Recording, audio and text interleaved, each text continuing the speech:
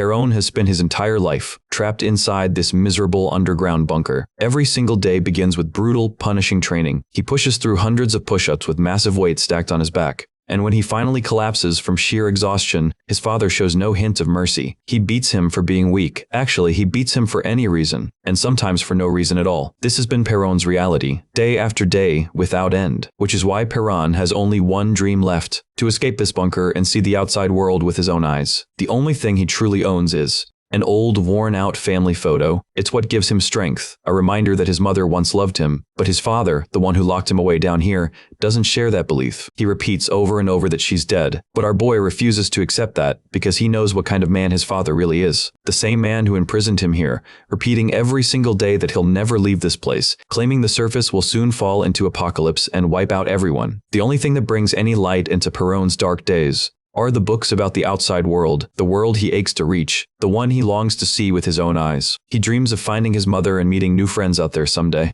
But reality is cruel, and all he sees now is his father's boot, smashing him back into the harsh present. If Perron ever wants to get out, he needs the keys to the bunker, the same ones his father always keeps on him. So during one of their daily training sessions, Perron decides it's time to act. His father turns his back to leave, saying, "That's enough for today." And our boy seizes the moment. He grabs a broken shard of mirror, ready to strike. He rushes forward, declaring this is the moment he's been waiting for. He'll kill his father and escape. He leaps in to attack, but it turns out he's made a terrible mistake. He never realized his father would never let his guard down. Perron's father turns on him, lunging forward to strike. Perron swings, but hits nothing. His father dodges with ease. Then a heavy kick lands on him. Blood bursts from Perron's mouth as everything fades to black. Later, our boy wakes up in his dark cell, crying out in pain. His father walks in, praises his effort, and reminds him of the rule: no weapons, only bare hands. Since he broke that rule, his father declares tomorrow's training will be doubled. He locks the cell and coldly tells him to go to sleep. When the lights cut off and the bunker goes silent, Perron listens closely and realizes two things.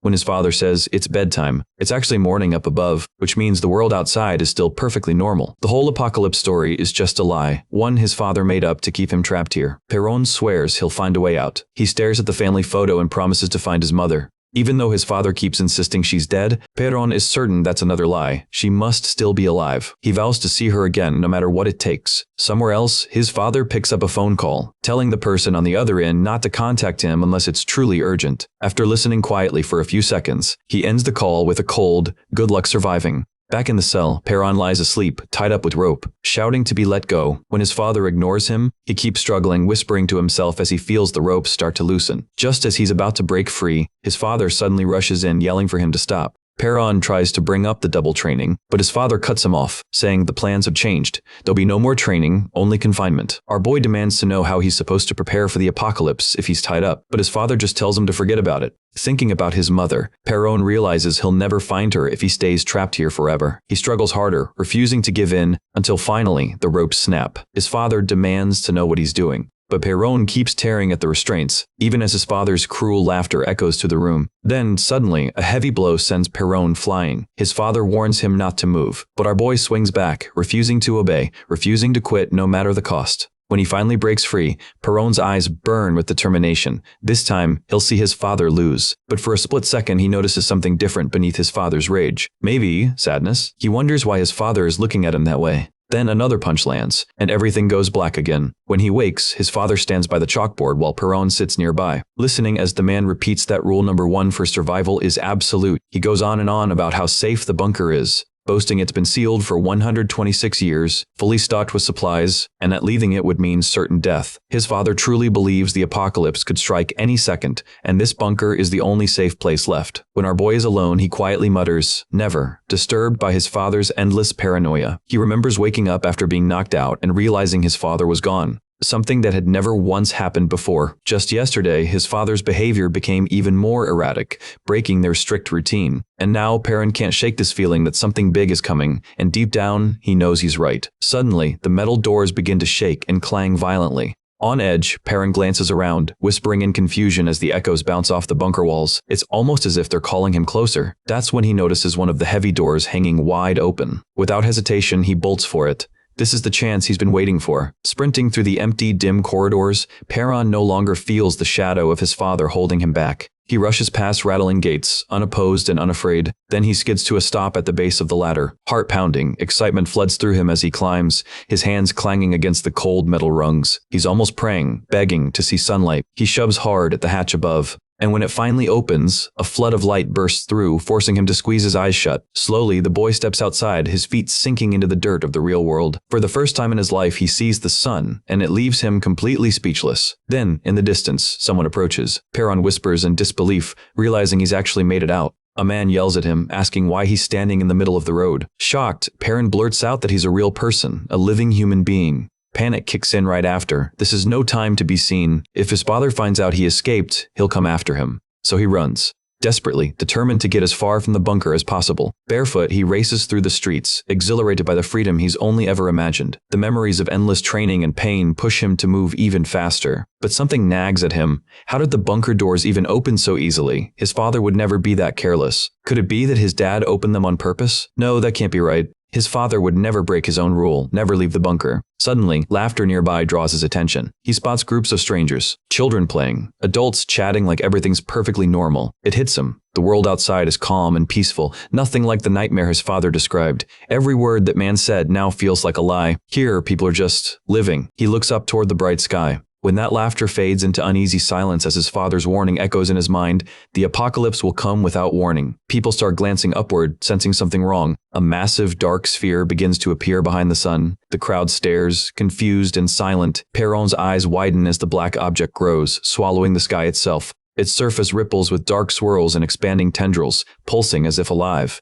A deep rumble shakes the air. Panic breaks out. People scream and point as the object begins to descend. Some think it's the moon, others shout nonsense in confusion, but Perron alone sees the truth. He sees movement within the darkness, creatures stirring. A monstrous mouth opens, filled with jagged teeth. Perron stands frozen, unable to move. As the darkness splits open, monsters begin to pour out. A flood of twisted limbs and furious eyes comes raining down toward Earth. The swarm spirals through the clouds, tearing the sky apart.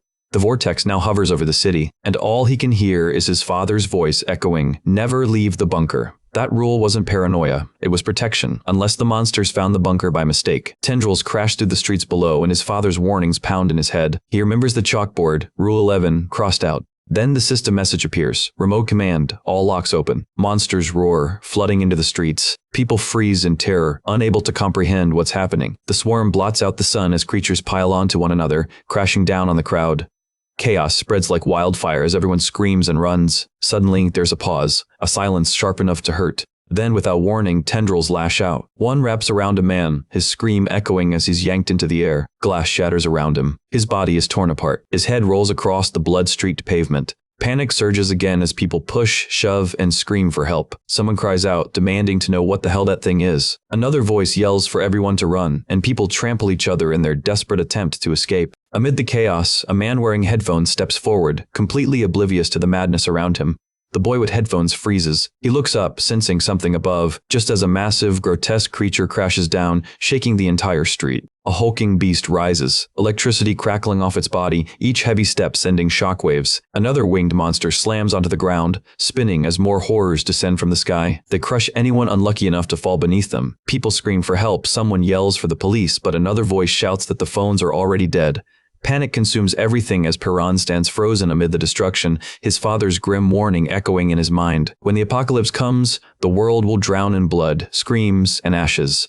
Bodies litter the shattered plaza. Our boy stands there, shaking, unable to look away. A colossal dark vortex looms overhead, swallowing the skyline. A timestamp flashes. D1. The screaming continues, chaos devouring everything. D1 becomes D0. The apocalypse isn't coming, it's already here. The earth splits open, buildings collapse, monsters pour into the streets, and it becomes clear the end had already begun. A massive spiral of monsters towers over the burning city. As Perron hits the ground, realization strikes. His father was right all along. The apocalypse is real. And if that warning was true, then maybe losing his mother was true too. He clenches his teeth, accepting that painful thought. Explosions thunder, footsteps pound, crowds scatter in every direction. The horde of monsters charges through the city, roaring and devouring everything in sight. They're getting closer. Suddenly, someone grabs Perron's arm and yanks him away. It's his father, dragging him through the chaos while the monsters rip people apart. The man shouts for him not to stop. Around them, survivors sprint in terror. One man falls and is instantly devoured, but our boy keeps running, rounding a corner as the horde closes in behind them.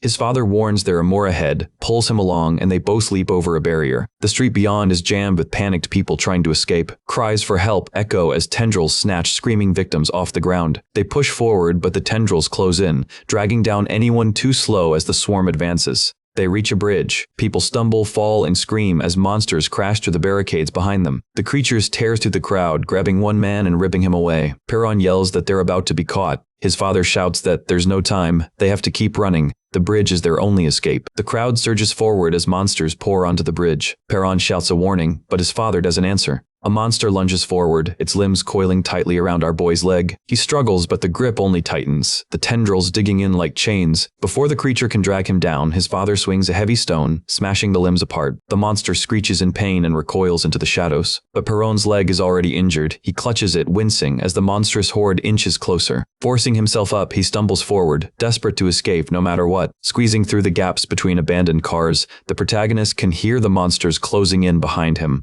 He slips and crashes onto the pavement, muttering curses under his breath. He shouts for his dad to keep going, admitting he can't run anymore.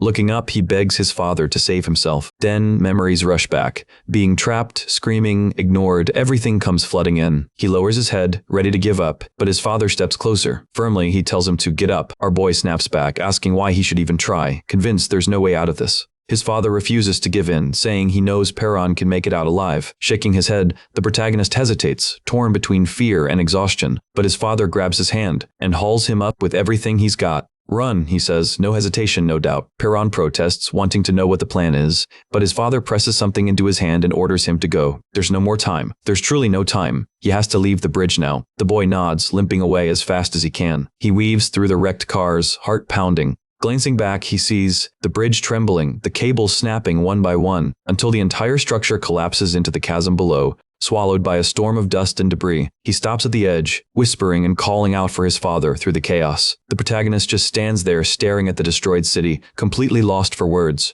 His gaze drops to the pendant in his hand, then a memory surfaces. His father once telling him he could survive, that he had what it takes. Now Perron can't help but wonder if this was all part of his father's plan from the start. He quietly asks himself, why? Why now? Why this way? Realizing he somehow made it this far on his own. Unsure what to do next, he just stands there in silence. He remembers dreaming about sunlight and freedom back when he was stuck in the bunker. But now, as a faint light flickers in his hand, all he feels is emptiness. A vision of his mother's face flashes in his mind. He whispers why, again, desperate for answers, why his dad let things come to this. He yells into the ruins, asking what he's supposed to do now. Then he remembers the thing his father gave him, a small piece of paper. Clutching it tightly, Perron stares at the ground. The earth begins to rumble beneath him. A massive monster crashes down nearby, shaking the ground. He bolts, but the creature roars and charges after him. His leg catches on debris and he nearly falls. In a last-second move, the protagonist grabs a broken pole and leaps aside. The monster slams down where he stood, sending both of them tumbling across the ground. Struggling to stand, our boy grips his injured leg, glaring up at the beast. He mutters that this might be the end, thinking there's nothing left for him anyway. Then, a drop of water falls onto his skin. He notices the crumpled note still clutched in his fist. Your mom is alive. The words hit him like lightning. He screams, demanding to know why he's only hearing this now. The monster's footsteps thunder closer, shaking the earth. Perron forces himself up again. Determined not to die here, he yells that he's going to find his mother, no matter what. He braces himself, facing the beast head on. Suddenly, his father's voice echoes in his mind, reminding him that humans can't survive the apocalypse on luck alone.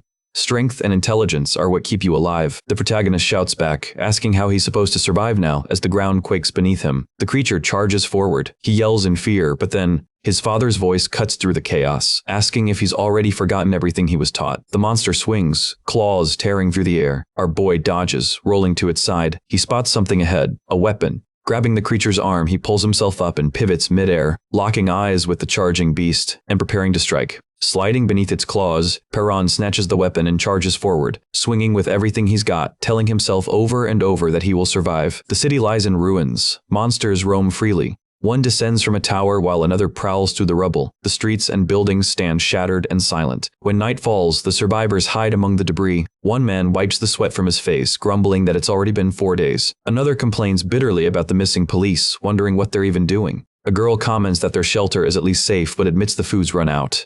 No one knows what to do next. Before she can finish her thought, a man interrupts, telling her to stop talking because she's making everyone uneasy. Confused, the girl says she isn't even speaking loudly. The protagonist looks past her, at the corpse behind her, and clarifies that's not what he meant. He mutters under his breath that he might be losing his mind. A young girl approaches and asks if he's checked everywhere. He nods and says he has, but there's nothing left. Still, they'll need something if they want to stay alive. She recalls a place they haven't searched yet and decides to go look herself. As she leaves, our boy thanks her, admitting she's the only one still helping. She brushes off the praise and vanishes into the ruins. Soon, she finds two men and asks if they've come across any food. Instead of answering, they start eating from a hidden stash. She reminds them that the supplies were supposed to be shared. One of them shrugs, saying there was never a deal to begin with. She reminds them they took food from the shared pile yesterday, but they just act clueless. When she threatens to report them, they block her way, warning her not to try. She refuses to back down. The bald man laughs darkly, saying there's no way she's getting out of this alive. But reluctantly, the bald man steps aside, letting her pass. Suddenly, a piercing scream echoes through the ruins. Both men freeze in place.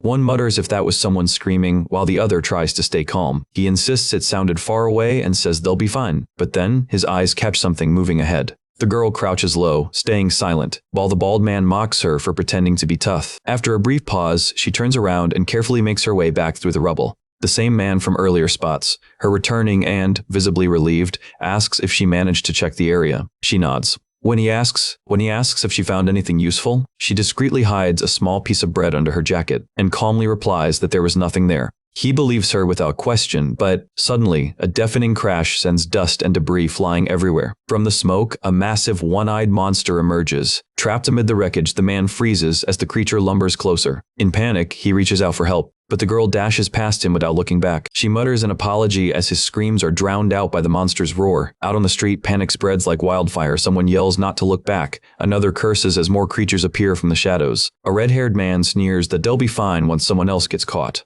Then, out of nowhere, the little girl charges straight toward the monster. She dodges its attacks with sharp, fearless movements, twisting, rolling across its massive arm. She lands lightly as the dust swirls around her. Two nearby men stare in disbelief. Without hesitation, she flips back onto her feet and keeps running. The bald man watches in awe, realizing she's faster than anyone he's ever seen. All around them, chaos explodes as people scream and flee for their lives. She weaves through the wreckage, climbs up to higher ground, and stops to catch her breath. Looking down, she spots Perron sitting against the wall with his eyes shut. She nudges him, muttering in disgust, realizing he's alive but unconscious. Suddenly, a low hiss echoes nearby. A creature is creeping up behind them. She presses herself against the wall, holding her breath as it growls and approaches. The girl grabs Perron's arm, trying to pull him up. The monster towers over them, and now it's just the two of them facing the danger together. When the rubble finally settles, the girl gasps for air, trembling. She looks down to see Perron lying across her lap. He jerks awake, startled and confused, demanding to know who she is and what she's doing. She stammers nervously, while the protagonist silently vows never to let his guard down again. She tries to explain that she only covered him so the monsters wouldn't notice him, but her voice fades under the echo of his father's old warnings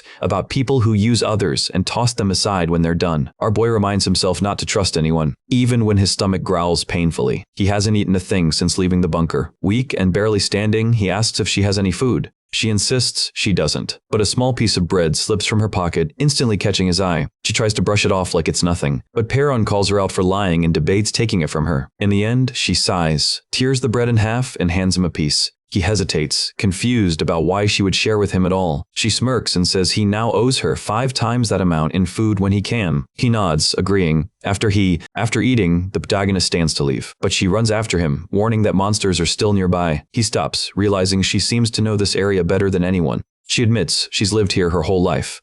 Our boy studies her carefully, unsure if he should trust her, but she insists she knows every corner of this place. He asks if she can lead him to the subway station. She sighs and agrees, though she mutters regret for giving up her bread so easily. Along the way, she asks why he's so determined to reach the subway. Perron explains that it's safe down there, there's food, possible escape routes, and most importantly, it's underground where monsters rarely go. Soon, she stops and tells him they've arrived. He looks doubtful, but she insists this really is the entrance. An older man appears from the shadows, confirming she's right. He gestures for them to follow. Leading them down a hidden stairway, he brings them into the subway. It's packed with survivors. The old man recounts the earlier attack, explaining how everyone was forced to hide below ground. He remarks that the protagonist must have found this place by pure luck. Then he adds that people only risk going above for medicine, and that these two are the first newcomers in a long time. Perron scans the crowd, worried that too many people might mean more problems. But after a moment, he senses a calm, genuine air among them and finally relaxes. The old man introduces himself as Bai Om Huang Ah, doctor, saying he met them while searching for medicine. He asks for their names. The girl steps forward first, introducing herself as Haru, a student from Gasang Middle School. Baeom nods, recognizing her uniform, and mentions that his hospital used to stand across the street, but Haru frowns, saying there was never a hospital there. Noticing how rough our boy looks, Baeom turns to him and asks for his name. The protagonist hesitates, thinking back to his old journal. He admits he doesn't have one anymore. Baeom simply nods, telling him to share it when he's ready. Suddenly, a red-haired kid bursts in, shouting that a patient's condition has gotten worse. Baeom rushes off immediately. Even though he'd already tried treating the wound, it's clearly gotten worse and now needs emergency surgery. Baeom lays out his tools, steady and focused. Meanwhile, Perron remembers stories about shady doctors who only help when there's payment involved. He can't help but wonder what Baeom's true motive is, though others question whether money even matters anymore. Baeom stays calm, saying surgery is his duty and that he's never lost a patient. As he begins the operation, he reassures everyone that things will turn out fine. When it's over, the patient hugs Baeom tightly, overwhelmed with gratitude.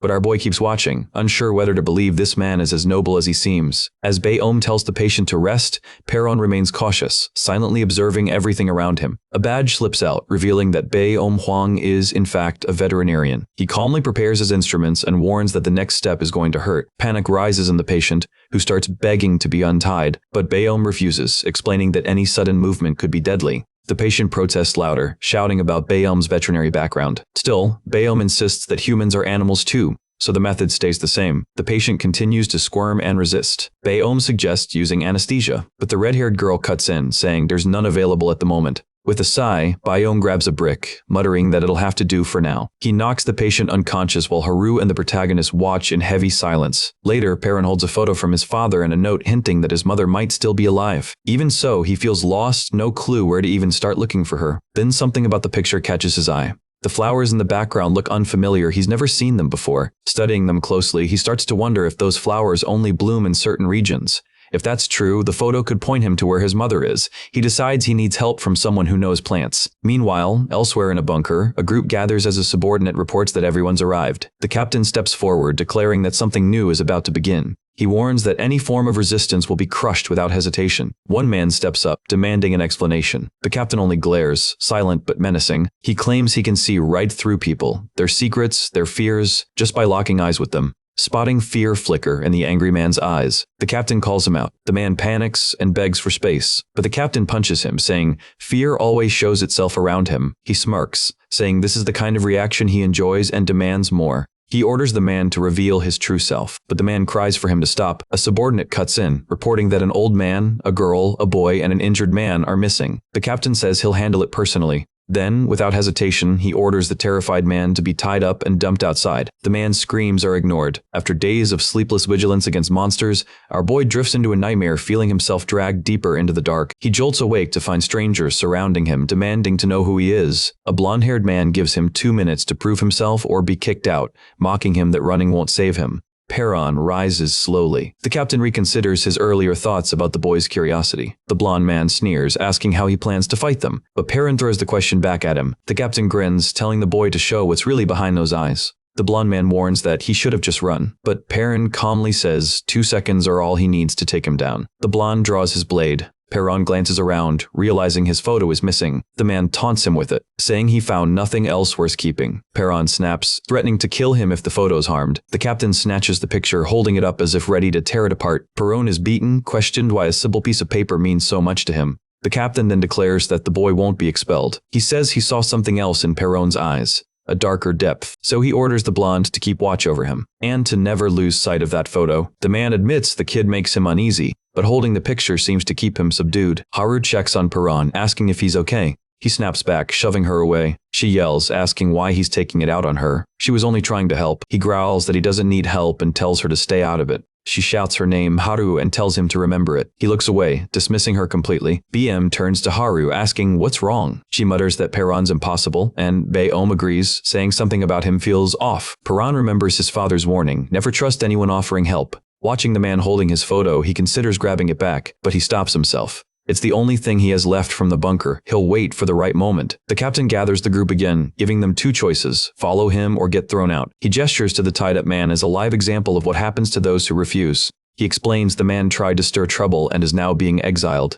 His word, he reminds them, is absolute law. For most of them, siding with him seems like the only way to survive. Bayom, however, says he's too old to play along. If he obeys the captain, he'll lose his patience completely. So he decides to stay independent. The captain turns to Haru, pressing her for an answer. But she fires back that she's not the only one refusing. Perron, Haru, Bayom, and a few others stand united, defying the captain openly. Suddenly, a red-haired girl jerks awake, grumbling and shouting about why no one bothered to wake her. She curses, yelling that she didn't want to be here anyway. As panic builds, she screams that everyone's doomed, targeted, and will soon be tortured. Someone calmer nearby shrugs it off, saying it probably won't get that bad. The red-haired girl glances at him, uncertain, wondering if he might be right. The calm one grins and jokes that maybe they'll just starve or get tossed to the monsters instead. Her face goes pale. She's sure he's lost it, but sudden loud noises outside cut through the tension. A girl rushes out, only to be scolded by a man who apologizes to Bayom for not keeping things under control. Bayom kneels and gently tells the girl to listen to her father. She mutters angrily, then stomps away, shouting that he's not her dad. She insists her real father is still out there, looking for her with her mom. The man explains he isn't her father, just someone she met while escaping.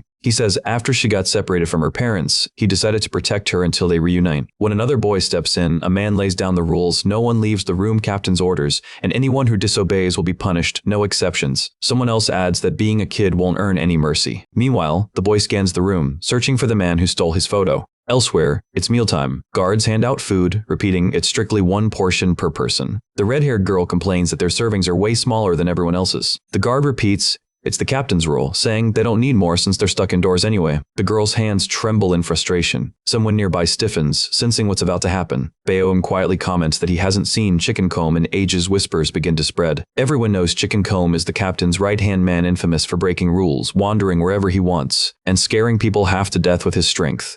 He's the kind of guy who grins while beating someone up. Chicken Comb strolls past. Right then, the little girl stumbles. Her food spills all over his vest. He gives her a dark grin, warning that crossing him always leads to regret, and orders her to come with him. Whispers ripple through the crowd. They're certain he's cruel enough to hurt a child without hesitation. The girl trembles as he growls that running around is dangerous, telling her to follow, though it's obvious he's headed toward her group. Someone shouts in surprise. Chicken Comb turns to a nearby guard, asking for a favor: give the girl another meal. The guard hesitates, reminding him of the one-meal rule, but Chicken Comb looms over him, demanding the guard's own food instead. He takes it and hands it to the girl. The guard stares, uneasy, suspecting something sinister, like maybe Chicken Comb plans to force-feed her as punishment. Suddenly, the man caring for the girl bursts in, grabs her hand, and shouts for everyone to back off. He demands to know what's going on. Chicken Comb blinks, genuinely confused, asking what he did wrong, but the man just spits out that they're all thugs before storming away with the girl. Chicken Comb stands still for a moment. Then he smirks as they disappear down the corridor. Two girls nearby notice there are a lot more guards around now, and a boy mutters quietly, wondering if he should confront the blonde man himself. The blonde girl turns away without saying a word. Later, the girls sit together in silence. One of them shifts slightly, noticing the boy sitting alone in the dark. She walks over, but then he suddenly grabs her wrist, his eyes sharp and cold. He accuses her of trying to set him up. She protests, saying she just wanted to talk. He repeats her words, suspicious, asking if he's supposed to hate talking now.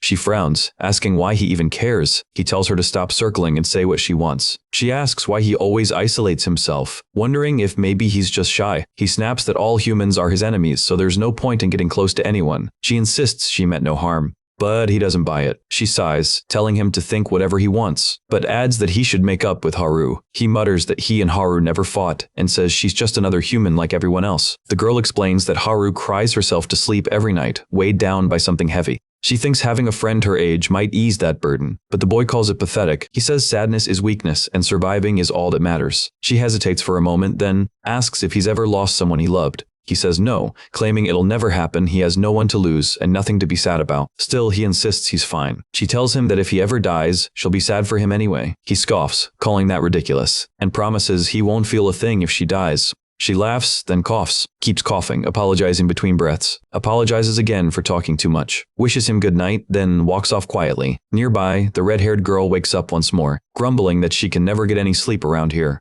Meanwhile, Perron's back underground, deep inside the shelter, and that same blonde guy who stole his photo, the one thing that could help him find his mother, is still around. Suddenly, gunshots echo through the bunker. The blonde thug starts tormenting him again, saying it's payback for trying to run. But Perron just stares back, calm and unshaken, telling him to drop the photo and fight instead. The blonde man trembles, realizing the boy doesn't even care about his own life, only that picture. Furious, he rants that Perron must need another beating, gripping the photo like it's treasure. Our boy remembers his father's words, "The people are born bad." But he also recalls rare moments of kindness he's witnessed. Then, the girl from before rushes in, her face pale with shock. Bayom hurries to Perron's side, insisting his wounds need cleaning. Perron doesn't like it, but he quietly accepts the food she saved for him. Just as he's about to thank her, she starts coughing violently. Bayom frowns, saying she needs medicine, but they're completely out. He warns that her condition will only worsen without it. Still, she refuses to let anyone risk their lives for her, even as the coughing racks her body. Worried, Perron asks what happens if there's no medicine. Bayom hesitates, but before he can answer,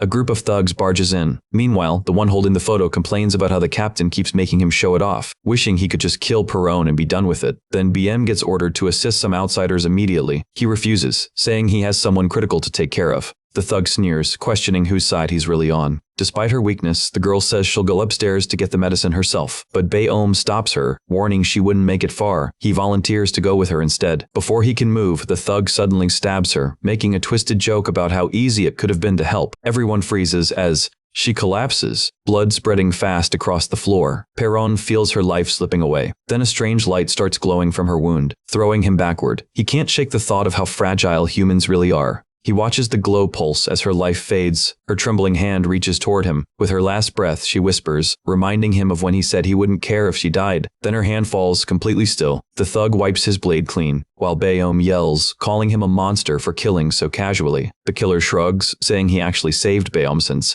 losing a doctor over one dying woman would have been a waste. Perron just stands there, frozen, as the thug grins and taunts him, asking if he's scared now. Our boy stays silent but lifts his gaze. The thug twirls his blood-stained knife. That's when he realizes the photo's missing. Perron spots it on the floor, guessing he must have dropped it when pulling out his blade. Dropping to his knees, the kid fixates on the picture. The thug keeps prodding at him, demanding to know what that photo means. Perron steps in closer. The thug grins, asking if he's finally ready to fight. Then out of nowhere, our protagonist lunges forward and lands a clean hit, catching the soldier completely off guard. Trying to act tough? The thug sneers, asking if Perron really plans to beat him up, but before he can move, a sharp punch connects, sending the knife flying across the room. Our boy doesn't stop there. He rushes in and slams the man to the floor. The thug struggles to rise, but Perron forces him right back down. Groaning, unsteady, the man gets yanked up by the collar. As the blade spins midair, our protagonist snatches it at the perfect moment, spins again, and throws it hard. The knife pierces straight into the thug's neck, freezing everyone in shock. The man trembles, choking and hissing in pain while Perron just watches in silence. He remembers how effortlessly he caught his enemy off guard, realizing the guy never even had a chance. Frustrated, he mutters curses, blaming himself for not grabbing the photo sooner. He admits quietly that maybe things would have ended differently if he had. His pulse races, dark energy rippling around him. He raises the blade again, ready to strike, but a voice interrupts, warning that once you kill, there's no turning back. Bayom steps closer, concern written all over his face. Perron pauses, whispering the warning to himself. Anger bubbles up as he questions why anyone would care about that thug. Bayom says softly, it's not the thug he's worried about, it's him. Perron's fist shakes as the older man asks if killing is really necessary. Quiet and torn, Perron lowers his eyes and admits it isn't. His thoughts drift to his father, remembering how even crippling someone was enough to inspire fear. But then, that cruel voice echoes again, calling him weak. It laughs bitterly, mocking him for being too scared to kill. Steeling himself, our protagonist decides he'll never become like them. Even if the world burns, he'll survive without unnecessary killing. He lets the knife fall. Bayom exhales, relief washing over his face. Turning away, Perron insists it's not for Bayom's sake. It's because he refuses to sink that low. There's no point in killing, he says quietly. He thinks of his missing mother. Alive or not, she wouldn't have wanted this. Taking a breath, he steps back. The thug, seeing an opening, lunges forward, thinking he has the upper hand now that Perron's unarmed. But Perron reacts instantly, spinning and striking in a flurry of blows that send him crashing down. Standing over the defeated man, another survivor stoops down to pick up the photo. Perron sharply demands what he's doing. The man mumbles that it must mean something. He awkwardly wipes it clean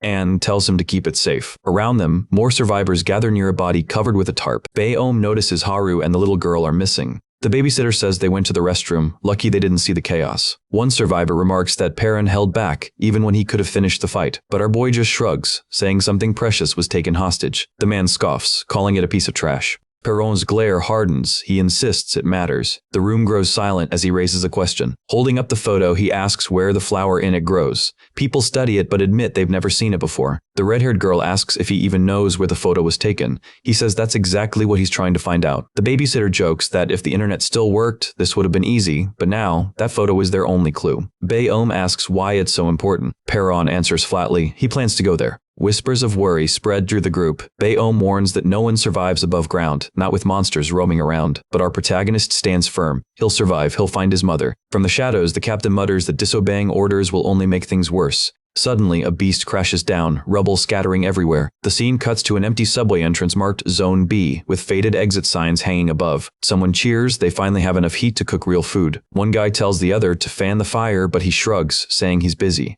Footsteps echo, and the little girl bursts in, fuming about how no one ever flushes. Haru explains the toilet stopped working ages ago. A man storms in, irritated at how long they're taking, saying he needs to send them back. Haru watches him nervously. He just wants to make it through another day. By the fire, two men are cooking. One makes a sly comment about the earlier fight, then secretly drops something into the pot. The other notices and asks what he's doing, but gets told to just keep stirring. He hesitates, unsure if he really saw anything. Suddenly, the pot explodes with a violent splash, drenching both men. The ceiling cracks apart, chunks of rock raining down. A monstrous, tree-like creature bursts through, its gaping mouth hanging over them as they freeze in terror. The captain spots the blonde thug's corpse lying nearby. He mutters under his breath, saying he was right there. Are people like that everywhere? Flashbacks rush through his mind, memories of those who acted like monsters, and now, real ones have taken their place. Behind him, strange creatures begin to pour in. Someone yells for him to watch out, warning that the boy is stronger than they thought. The captain ignores them and gets thrown back. Perron stands firm, eyes sharp and steady. The leader gets up, calling the others weak, locking eyes with our boy. He says he doesn't need advice from cowards. What he wants is Perron. He tells him to wipe that smug look off his face and promises to show who's boss. Charging in, he wonders if he'll finally see what's really inside this kid. Their eyes meet, the air thick with tension. Within that darkness, something stirs. The captain's eyes widen. He realizes it's not him looking into Perron, but Perron looking into him. The darkness twists, teeth snap shut, and in that instant he understands he's the one being watched. Panic surges. The captain collapses, screaming and flailing. His crew rushes to him, shouting his name, but he doesn't respond. Our protagonist stands still, eyes glowing, as silence grips the entire room. The captain gulps, realizing he almost got consumed. Everyone trembles, and someone whispers that the captain actually looks afraid. Suddenly, a man screams, clutching his face and begging for help. Blood streams down as he thrashes wildly, shouting that he can't see. Horrified, everyone murmurs as the man stumbles around blindly. His face drenched in blood, he insists he was just asleep, his head pounding, something crawling inside. Gripping his skull, he staggers down the hall, muttering through the pain. The others watch in terror, wondering if he's turning into a monster. He claws at his head until something bursts out, black tendrils ripping through flesh, twisting his body as his glasses crack and his head snaps unnaturally. The survivors scream as tentacles lash out, stabbing anyone nearby. The captain charges in, grabs the man, and pulls him back. With sheer force, he smashes through the creature. The monster crashes backward, limbs flailing. The captain keeps pounding, unrelenting, until the thing finally stops twitching on the ground. Everyone stands frozen in disbelief. Someone whispers that the captain just killed a monster. He demands to know where it came from. Cheers erupt, survivors calling him a hero, one even claiming he always believed in him. Perron just watches, calm but tense. The captain glares back, sweat dripping down his face. Nearby, a woman grins and says she's still alive, right before a heavy metal hatch bangs open. The hatch creaks wider, drawing every eye to the dark passage below. From the shadows, another grotesque creature crawls out, dragging itself across the floor, freezing everyone in place. It rises tall, its twisted limbs stretching and glowing eyes glaring down at them. The survivors stand paralyzed with fear. The hatch bursts open wider as the group gathers beneath it. Life in the bunker had been quiet for a while, long enough that people almost forgot how fear felt. But as one person steps back, the air thickens. Old memories flood in blood-soaked survivors, scenes too awful to recall. They had all tried to forget the monsters that tore soldiers apart, but those images never left. Now, another grotesque beast climbs into view. One massive eye, jagged teeth, and everyone remembers why forgetting was impossible. Panic explodes instantly. Screams echo, people shove, bodies crushed in the stampede. The captain yells for everyone to fight back, his voice cutting through the chaos. Faces turn, some terrified, some desperate. Grabbing an axe, he shouts that this time is different. There's only one monster, and if they stand together, they can win. Some recall how he once took one down before and start to believe. There's nowhere left to run anyway. Hope stirs. They rally, asking what to do next for the first time since the outbreak began. But then blood drips from the captain's nose, and his expression goes blank. The crowd shifts uneasily as someone reaches for him. He staggers forward, and suddenly, black tendrils burst from his mouth and chest, twisting his body before their eyes. Gasps ripple through the group as they remember he was the one who killed the monster earlier. Then a woman cries out the truth. It's regenerating. Horror spreads. These things don't die. Tendrils overtake him completely. The captain crashes through walls, unleashing chaos everywhere. Debris rains down, blood sprays, people are torn apart in the frenzy. A girl screams as a beast grabs her, crushing others mid-scream. The creature lifts victims effortlessly, squeezing until blood bursts out. Bodies pile up. A grotesque mound turning the corridor into a slaughterhouse. Someone begs for help. Another shouts, "It's the end. They're sure more monsters will flood in any second." Bayum grabs the babysitter, who panics, realizing the little girl is still outside. He warns that if the monsters breach the station, she's probably gone. The weight of it crushes him. He collapses to his knees, reaching out helplessly. Another survivor quietly turns and walks away. Through the chaos, Perron dashes down the hall, eyes burning with resolve. Bayum yells after him as the others hesitate. Some freeze, others follow in panic. Our boy pushes forward. At the doorway, survivors see Bayum raise a hand to stop him. Perrin steps ahead, eyes glowing, and points straight forward.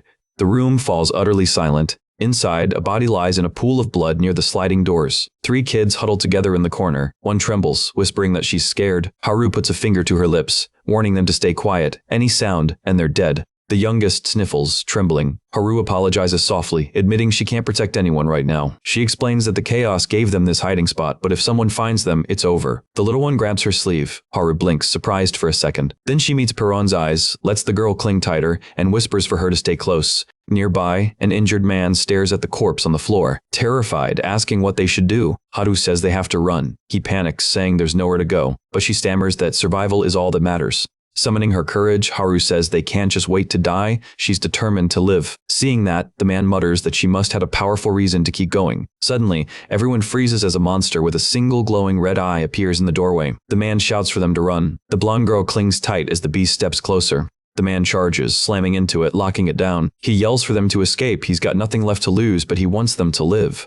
Haru grabs the little girl and bolts, her scream echoing as the man keeps fighting, shouting for them not to forget his sacrifice. Out of nowhere, flames burst as more survivors rush in, stabbing and smashing another monster. The blonde freezes as a woman repeatedly stabs the creature in fury, but the monster starts healing, its flesh knitting back together. Someone screams, it's regenerating again. The woman curses and backs off, convinced they can't win. Perron steps forward in silence. Others panic, shouting for him to stop, warning that fighting is suicide. But despite everything, our boy charges in. The woman realizes he truly means to fight, thinking he must have a death wish since even the captain couldn't beat one. The monster shrieks and lunges. Perron ducks low, grabs hold and pulls hard. Bones crack, he flips forward, leaps high, and lands in a crouch. Everyone stares, stunned, as he rips through the monster's tendrils with his bare hands. The beast thrashes violently, but our protagonist stays calm, tearing it apart piece by piece.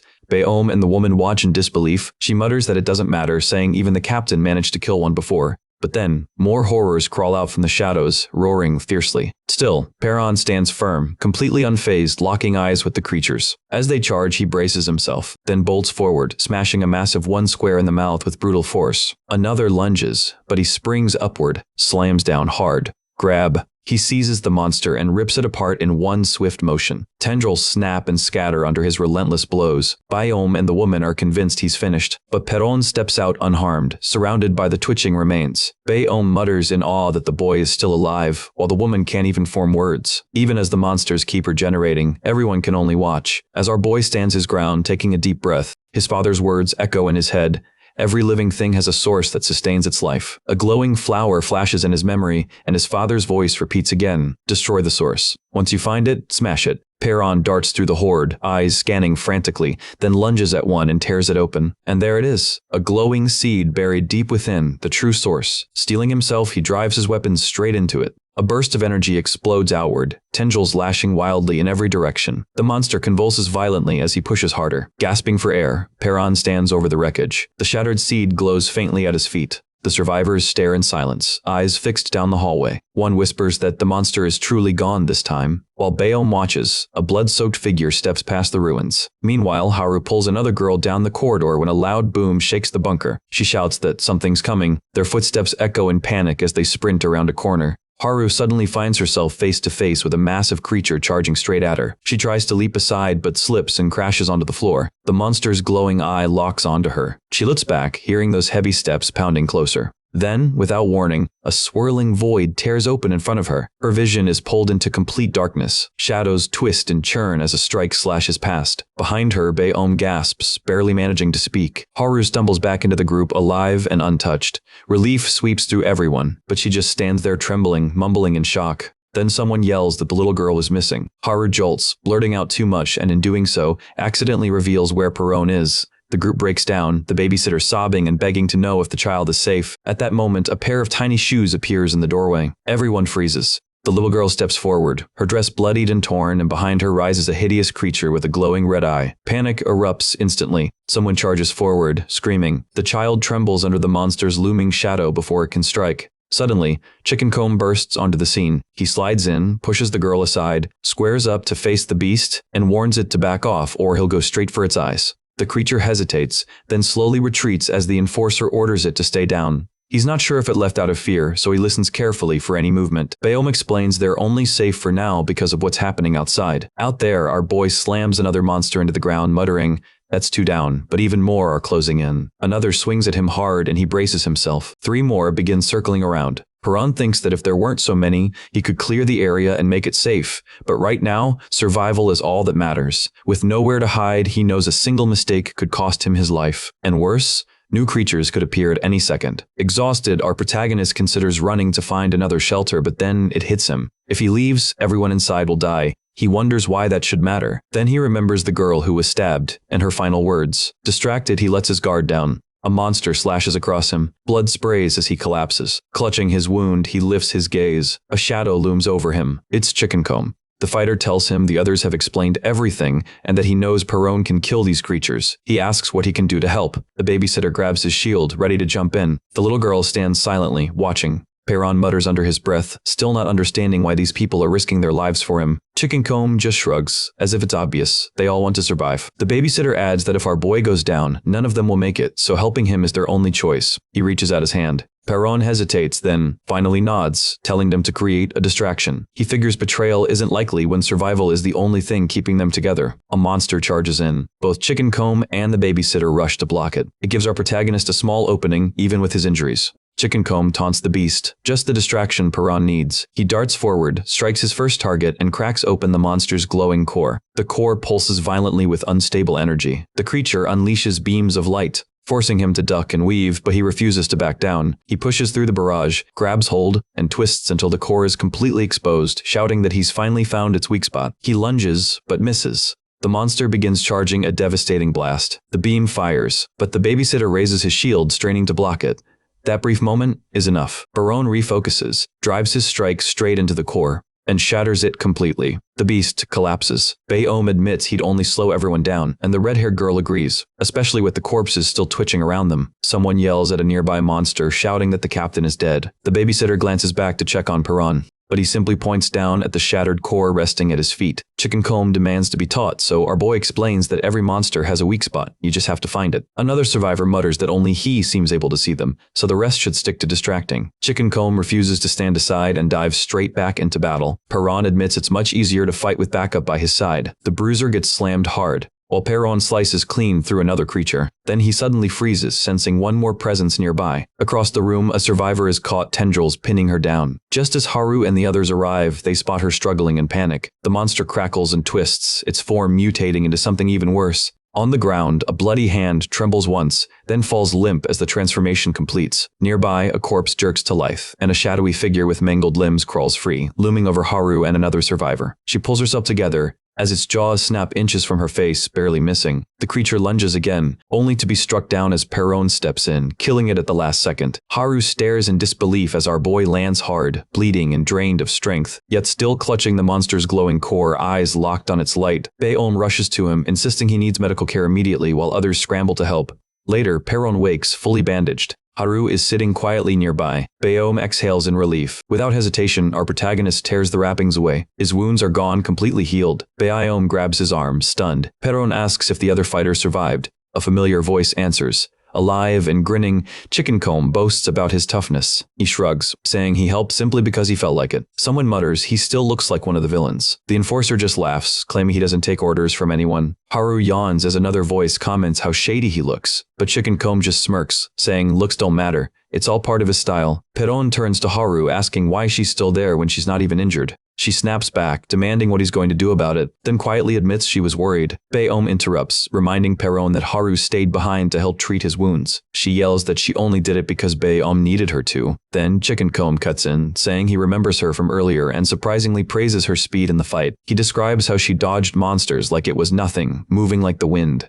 Haru stiffens, clearly unsettled, and turns away as he steps closer. Perron silently watches her leave, remembering the stabbed woman's words, that he should at least try to make peace. Our boy calls out her name. He asks if that's really all there is between them. Without turning back, she softly says yes. Later, during a meeting, a man wearing glasses addresses the group. Only 12 survivors remain out of 43, he says, then corrects himself, noting that means roughly 78% are gone. He explains that many of the bodies were found gray and shriveled, like mummies. A woman claims the monsters drained them, then wonders aloud if this could be some kind of government experiment. She mentions the rumors she's heard. Others argue they fell from the sky. Someone blurts out aliens, but another quickly silences him, reminding everyone there are bigger problems to deal with. All eyes shift to Perron. They demand to know how he fights like that, how he knew how to kill the monsters. With Haru quietly watching, our boy answers plainly, he's been training and preparing for the apocalypse since the day he was born.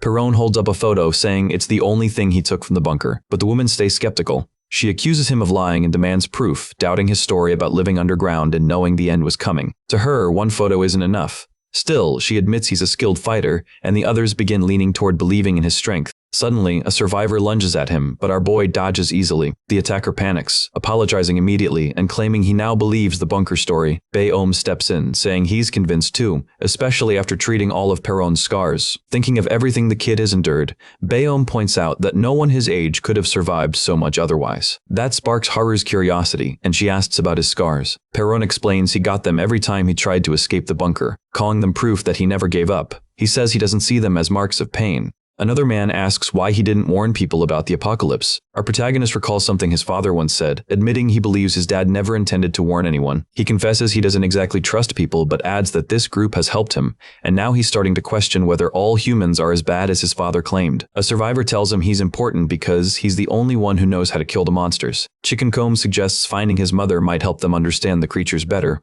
Another warns that they've only survived so far thanks to luck and because the collapse entrance has been hiding them. He says that blocked path is their only real shield. If the monsters break through, they're all finished. Despite the warning, they head to storage only to find it buried under rubble. Panic spreads instantly since that was their entire food supply. A cold voice cuts through the noise, saying it's no longer a storage room now. Baeom insists they need a team to go search for food and asks for volunteers. Chicken Comb immediately raises his hand, saying he needs some fresh air, but someone points out he's still injured. He insists he can handle it. Baeom refuses, saying he needs to recover first. Others agree that going outside is suicide. Even a cloaked figure quietly agrees. Baeom looks troubled. There's only enough food left for a week. Perron steps forward, calm and steady, saying he'll go. Baeom thanks him, but our boy says he planned to anyway. He hopes to find more survivors, someone who recognizes the photo or maybe even a safer base. 2 others volunteer as well, including a girl about his age. She admits Perron risked his life for everyone, while she would have just run away. When someone calls for Haru, she doesn't answer, clearly shaken. Perron notices her hesitation and asks, "What's wrong?" The room falls silent, the tension broken only when someone jokes about him planning to go outside shirtless. A woman hands him a shirt she made while he was asleep. He looks at it curiously, asking about it, and she explains she used to be a designer back when people still lined up to buy her clothes, back when society existed. Perron remembers reading about people wearing different styles, and how he used to ask his father why he always made him wear the same outfit. He'd always wanted something new. His father would laugh and say he wore the same thing too. Our protagonist admits his dream was to one day try new clothes above ground. He gives her a genuine thank you, his tone sincere and warm. Just then, Haru finally breaks her silence, saying she wants to ask him something as he slips on his pants. He glances up, curious, and asks what it is. Haru stands frozen in front of him, unable to move or speak. Around them, the other survivors whisper among themselves, hardly believing what they're seeing. Flustered and red-faced, she suddenly yells, calls him a pervert, and swings at him. Our guy dodges, completely confused, trying to ask why she's even attacking him. But mid-swing, Haru slips and crashes straight to the ground. Embarrassed, she just lies there, refusing to get up. Perron, still completely clueless, starts walking closer until someone mutters something about a scar, making Haru quickly lower her head. He tells her to stand, but Haru snaps back, shouting for him to put his clothes on first. He sighs, gives in, gets dressed properly, and then wonders out loud how the monsters even showed up. The survivors start guessing that maybe the fire drew them in, pointing out the traces of cooking nearby. The red-haired girl excitedly grabs a lighter, but Perron quickly warns her, fire attracts monsters. She freezes, panic spreading across the group as the meaning sinks in. Haru stares at the lighter until the girl nervously hands it over, and she grips it tight while stepping back. Then a boy suddenly recognizes her. He calls her the track star from Gasang Middle School, saying he noticed her scar right away and that it actually looks cool, but Haru doesn't think so. To her, that scar is nothing but a reminder of fear and weakness, never something to be proud of. Her mind drifts back to laughter from classmates to all the times she felt small and powerless. Flashback, her first day of middle school. She's nervous, clutching her bag tight. Her parents smile and wish her luck, telling her to study hard. Her brother cheers her on, full of energy. Her new classmates whisper curiously and her parents watch from a distance, worried. Her father quietly wonders if she'll be all right, remembering how bright and cheerful she used to be. Her mother mentions how anxious she's been since that incident, how every day feels like a struggle. Then the memory sharpens young Haru, cornered by a shadowy man, his hand gripping her arm as he raises a knife. Her parents scream in terror. Haru bites him, trying to break free. She manages to escape, but collapses right after. Trembling, she looks up at him. Blood sprays as the blade cuts her. Her father rushes in, her mother cries out, and Haru's vision fades to black. She wakes up in a hospital bed, screaming. Her parents clutch her tightly. They assure her she's safe now, that the man's been arrested. But even in their arms, she can't stop shaking. She stares at the bandaged scar, still terrified. Back at school, Haru sits quietly. Her classmates chat about scary experiences. She gazes out the window and sees dark shapes moving, hallucinations of that man. A girl asks what scares her the most. Another repeats the question. Haru hesitates, unable to answer. Later, she admits she's afraid of dying. The room goes silent, until someone clarifies they meant in horror movies. Track practice. The coach calls her over. Since getting the scar, she's never stopped feeling hunted, like something's always right behind her. When the whistle blows, she runs, each step chased by her own memories, fear fueling her legs.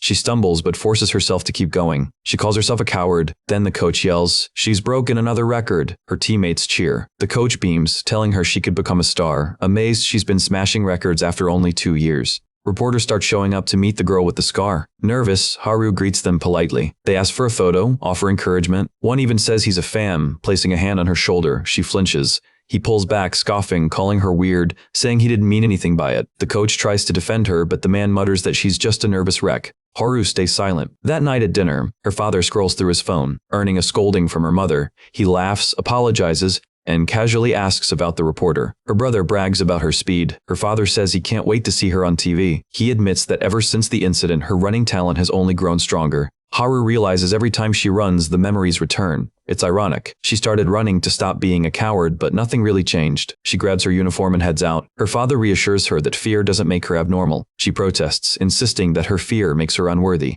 He hugs her tight, telling her she doesn't have to hide, that her scar is proof of her courage, and that her family loves her no matter what. Haru cries, remembering how painful it was to be called a coward, how desperately she wanted to change, not realizing what really mattered. She remembers her family's warmth, her father's gentle voice telling her she isn't broken, that it's okay to be afraid. He holds out his pinky, asking her to promise not to cry even when she's scared. Haru nods, determined. Just as they prepare to leave together, disaster strikes. Something crashes through the building, debris raining everywhere. Her father freezes in shock. The family runs outside into a city already in ruins. A massive stone giant towers before them. Just then, Haru's dad collapses, struggling to get back up. He meets her eyes as she calls out to him. Stumbling, he tells her not to come closer even as she runs toward him. Worried for him, Haru stops, paralyzed by fear. Her eyes fill with tears. He tells her she can still escape if she wants to, but he's determined to stay and protect Mom and Soil. She refuses to leave, screaming that she could never abandon him, that he means everything to her now. She swears she won't run, saying she'd never forgive herself if she did, and breaks down crying. Her eyes stay locked on her father's back as he shields her from the approaching monsters. Suddenly, light bursts around him and everything fades to white. Now Haru is running through the darkness, her father's words echoing in her head. It's okay to be scared. There's nothing wrong with you for feeling that way. Still, she refuses to accept it. She pushes harder, remembering his kindness but admitting she kept running away.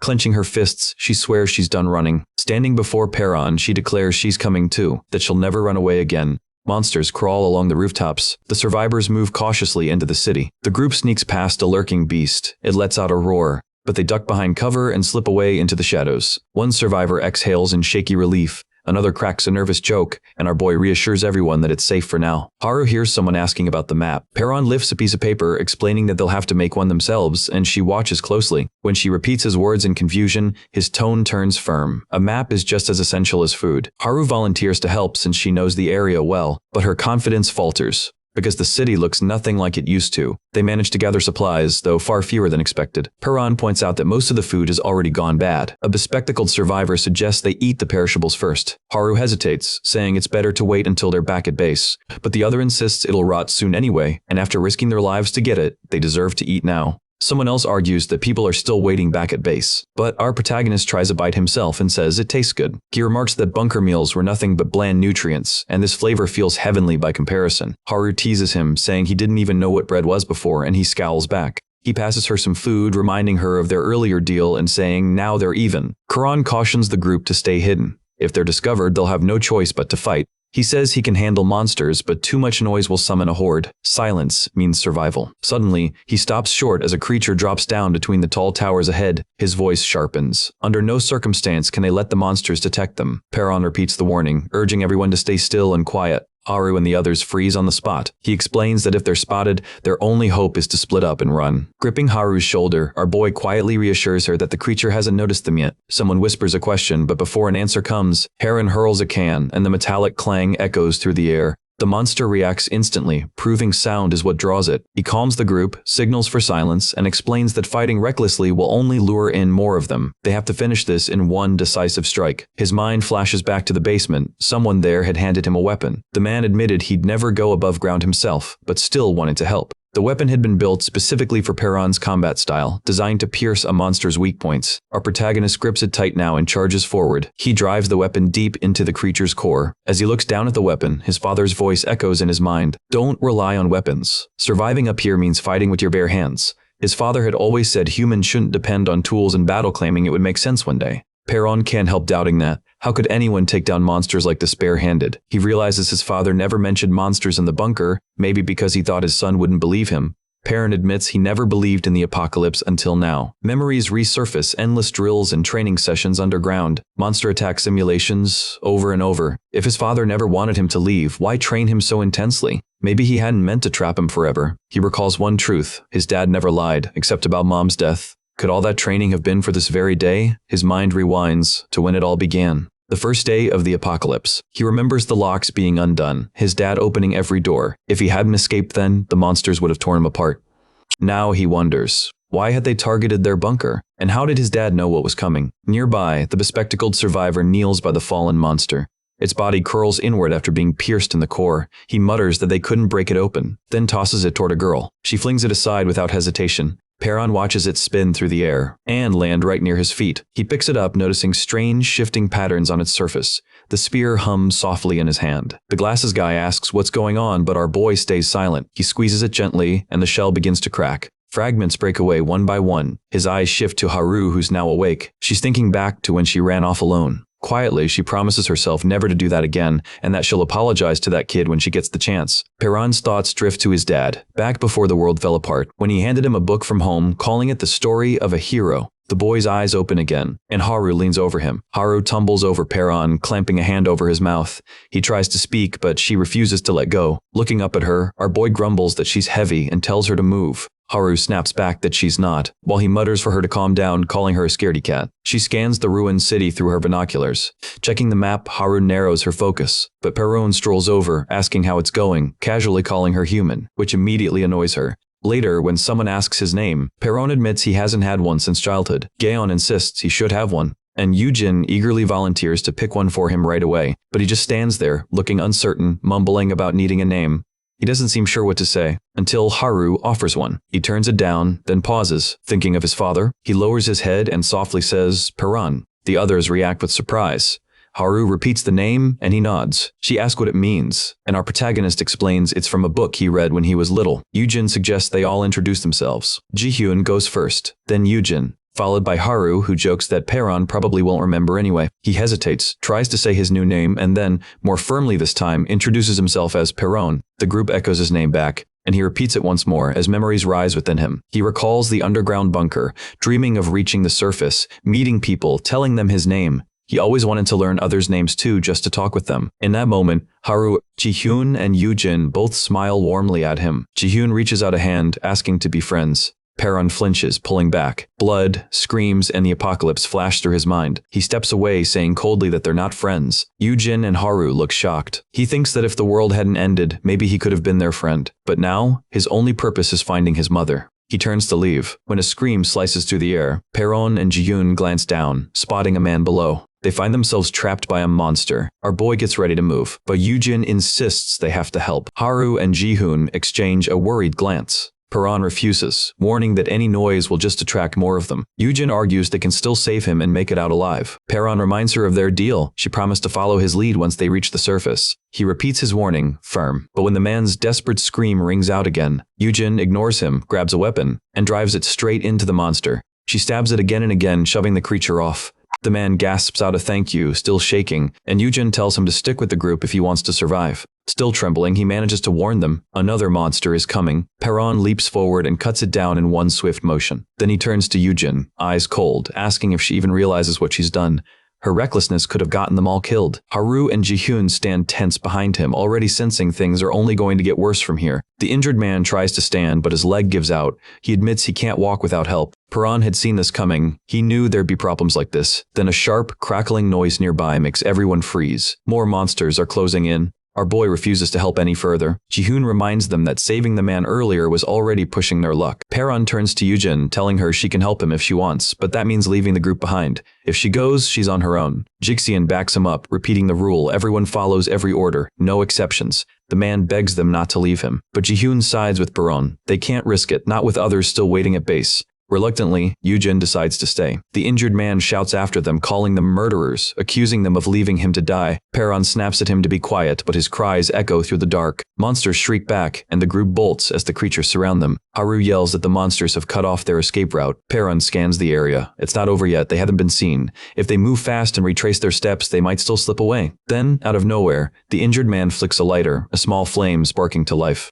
Everyone freezes in shock. He gestures toward a no-smoking sign nearby, but Ji-hyun snaps that it's not about the sign. Fire will draw even more monsters. The man shrugs, muttering that he already knows. Fire had taken everything from him before. Ji-hyun presses him for an answer, but the lighter stays lit, thin smoke rising into the air. Shadows stretch across the walls as monsters creep closer. The man mutters that his time's up, he just wants one last smoke. Creatures drop down screeching. Perron yells for everyone to run, charging forward, voice sharp as he shouts again for them to move. The man stays behind. Perron dashes ahead, Ji-hyun right on his heels. Haru looks back just in time to see a beast leap for the man. She screams in horror. Perron slides in, blade flashing, and slashes the monster before it can strike. His weapon tears through flesh as he lands. He plants his feet, bracing himself as the beast stomps closer. Behind him, the others stand frozen in fear. Perron snarls at them, reminding them he told them to run. Ji-hyun protests. He promised to escape too, so why is he still here? Our boy wonders the same, but grips his weapon tighter instead of asking. Ji-hyun warns that if Perron stays, the monsters might chase them and wipe out everyone. Yoo-jin lashes out again, stabbing another creature. Haru watches as Ji-hyun and Yoo-jin struggle, the monsters pressing in on all sides. Perron roars once more for them to run. Ji-hyun insists they can win. There are fewer now, and if they fight together, they can make it back. But then the air splits open. A massive, twisted red monster steps in, its fiery cores blazing, grotesque limbs writhing. Perron steadies himself as the air trembles around it. Ji-hyun freezes, as the other monsters lower themselves before their new master. Our protagonist shouts for him to run, but Ji-hyun stands frozen in terror. In a blur, the monster grabs him and tears his heart out. His body collapses, blood soaking through his vest. Ji-hyun lies sprawled in a widening pool of red. Haru falls to her knees, screaming his name. Yoo-jin panics, crying out. Perron tightens his grip on his weapon and forces himself to move. He charges the towering beast, but his weapon snaps on impact. With a single, brutal swipe, the monster sends our boy flying, rib cracking as he hits the ground. Gasping, Perron drags himself upright, just in time to see the creature crush Ji-hyun's heart in its hand before tossing the body aside. As it mutates, growing larger, more grotesque, it begins to advance. He shouts at Haru to run, yelling for everyone to move, but she shakes her head.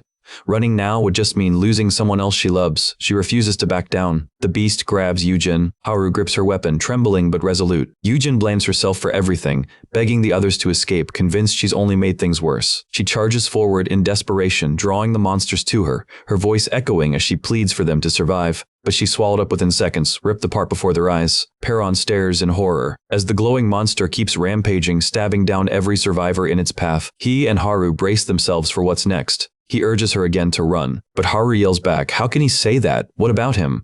Perron keeps moving forward, refusing to stop. She presses him, demanding to know why he's trying to sacrifice himself, reminding him he was the one who said they'd escape together. His voice drops low as he admits that running would have been the smart choice. When she pushes again, he quietly thanks her. As he steps closer to the monster, his thoughts drift. Sharing meals, learning names, remembering the small moments that made it all worth it. Finally, he finds himself standing on the surface. Everything he had ever dreamed of. He mutters that once someone dies, that's it. There's no more talking, no more calling each other's names. He begs Haru to run, saying he can't bear to watch another friend die in front of him. Haru shakes her head, whispering over and over that this can't be happening again. Dark shapes creep closer. Perron's voice sharpens as he urges her to leave. She yells back, demanding to know why, but he keeps insisting she has to run. Haru cries out that he sounds just like her father, saying the same thing he once did. Tears stream down her face as she remembers the promise she made, to never run away, never abandon anyone again. She screams that she won't save herself by sacrificing everyone else ever again. Her father's face flashes through her mind, his voice calm and kind, telling her it's okay to be afraid. Guilt twists inside her, she'd left him behind anyway. Perron asks quietly if she truly refuses to run to save herself. Then he gives a faint smirk, saying he should have known. She's just too kind. Haru realizes she's been wrong all along. She admits her mistakes and finally accepts that her father did love her after all. In her memory, he reaches out a hand, asking her to promise not to cry even if she feels like a coward. She shouts that promise back, their pinkies linking together. Left standing alone, our boy turns her words over in his mind. Death ends everything, and he can't bear to lose anyone else. Then Haru suddenly runs back, yelling that he's a total bonehead. No one said she was going to die. She declares she's going to live, and if they survive this, then nothing truly ends. Perron stares at her, listening. As she finds a can of petrol, she stops to speak. She says that if they make it through, they'll be able to talk, call each other's names, and stay together. He listens in silence as she adds that they can still be friends. Then, she flicks the lighter, its flame sparking to life. Perron shouts her name, demanding to know what she's doing. But Haru steadies the flame, telling him not to lose hope and reminding him they have to survive. She drops the lighter. The petrol ignites in a sudden blaze. She reflects that she used to run only to save herself. Now, she's running to protect the people she loves. She promises to protect them all and calls back to Perron that she'll see him at base. The monsters swarm, but Haru tears through the streets, sprinting faster. She dodges attacks and vaults over debris, claws slashing just inches behind her. A hulking mutant lunges, but she keeps running. Meanwhile, our protagonist steadies himself, eyes locked ahead. Surrounded, he faces the monsters head-on, calling them out and demanding their next move. Perron freezes for a second as one of them stomps toward him, growling and demanding to know where he thinks he's going. Our protagonist calmly tells it that it's the one who should be worried. He locks his gaze on the creature's weak points, sensing the life force pulsing inside. He reaches for his weapon, but the monster moves faster, knocking it away. The blow sends him skidding backward. He realizes he can't hit the weak point without his weapon. Then his father's voice echoes in his head, reminding him that weapons aren't always the answer. Perron recalls the time his father told him that one day he'd understand. Back then, he never got it. His father would just say that weapons weren't meant for people like them. He remembers watching his dad fight, never once relying on steel. Now our boy shifts into his father's stance. The voice tells him that stance is only the beginning. Every living thing carries life force, and so do they. He remembers training in the basement, his father teaching him how to channel that energy, explaining that hands can draw it out, and with focus you can pull it through your fingertips. Blue sparks flare as power courses through him. His father's words urge him to take that power. Perron protests that nothing's happening, but the voice assures him he'll get there. Once he truly feels that life force, he'll be able to control it. Suddenly, he feels a surge of energy burst within him. His father's words echo again. This power is his. Light flares along his arm as he shouts in surprise. He remembers asking his dad what would happen if he unleashed it all. The monster looms closer. The voice explains that once he masters it, Perron will move almost as fast as his father once did. With newfound strength, he launches himself forward. Our protagonist charges in and slams into the monster. It swings, but he breaks through its guard, sending it skidding across the ground. The beast clutches its face in agony, and Perron reacts instantly to every move. Electricity crackles through him as he realizes he can actually keep up. As it lunges, our boy braces himself. They collide mid-air with a thunderous crash. He grabs one of its tendrils, yanks it hard, and slams the monster into the ground. The creature lashes out again, but he dodges. He leaps up and throws a punch so strong it cracks the ground and sends lightning flashing through the air. He pauses to see if it's finally over, but the creature's arms start splitting, growing, its body twisting, changing. Piran realizes it's protecting its weak spot, locking it deep inside. He knows he has to push harder. Sparks dance around his fists as he digs deep, memories of his fallen friends fueling his will.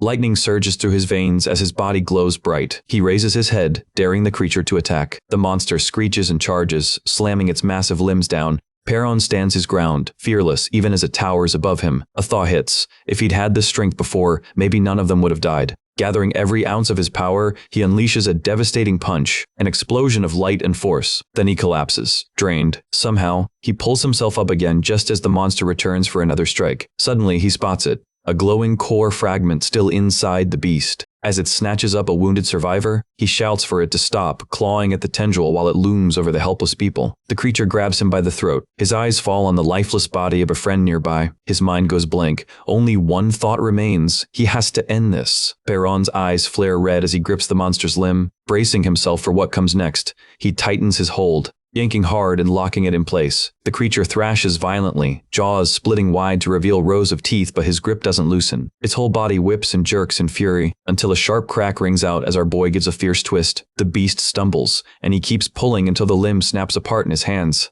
He steadies himself, red energy swirling around him, his glowing eyes burning as his aura erupts outward, swallowing the monster's scream.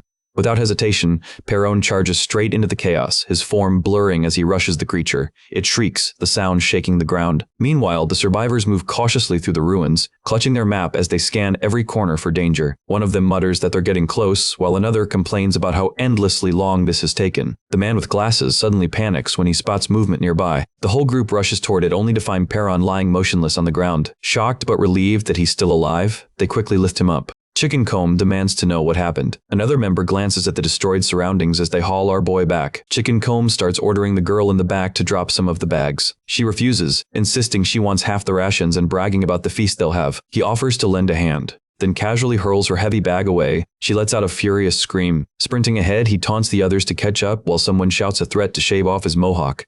The guy with glasses scolds them to keep quiet unless they want to draw trouble. Piran starts to regain consciousness, dazed and confused. He notices the map clutched in his hand and stares at it blankly. His mind immediately drifts to one question, whether Haru is still alive. The bespectacled man presses him for an explanation, but our protagonist can only recall grabbing the monster in the last second before everything went dark. He has absolutely no idea how he managed to survive. Suddenly, the ground quakes as another monstrous creature bursts onto the scene, roaring. Chicken Comb charges in without hesitation, ready for battle, and Piran steps forward right behind him. The man with glasses panics, realizing he doesn't have a weapon. But Piran's hand is already glowing, sparks of energy dancing around his fingers. The beast lunges, and so does he. Piran dodges, spinning with perfect timing, and slams the creature so hard the ground itself shudders. The survivors freeze, wide-eyed as he grips the monster's arm, lightning coursing through his body, and crushes its glowing core into dust. When the dust finally settles, Chicken Comb grabs him by the shoulders, firing off a barrage of questions. Back at the shelter, a few older men struggle with their radios, frustrated by the silence. Byam tells them to wait a little longer, hoping the government might still respond. Anxiety grows because the supply team hasn't made it back yet. Haru sits quietly, sleepless, waiting for Piran's return. That's when Byam spots movement outside. The others begin whispering excitedly as the supply group finally appears.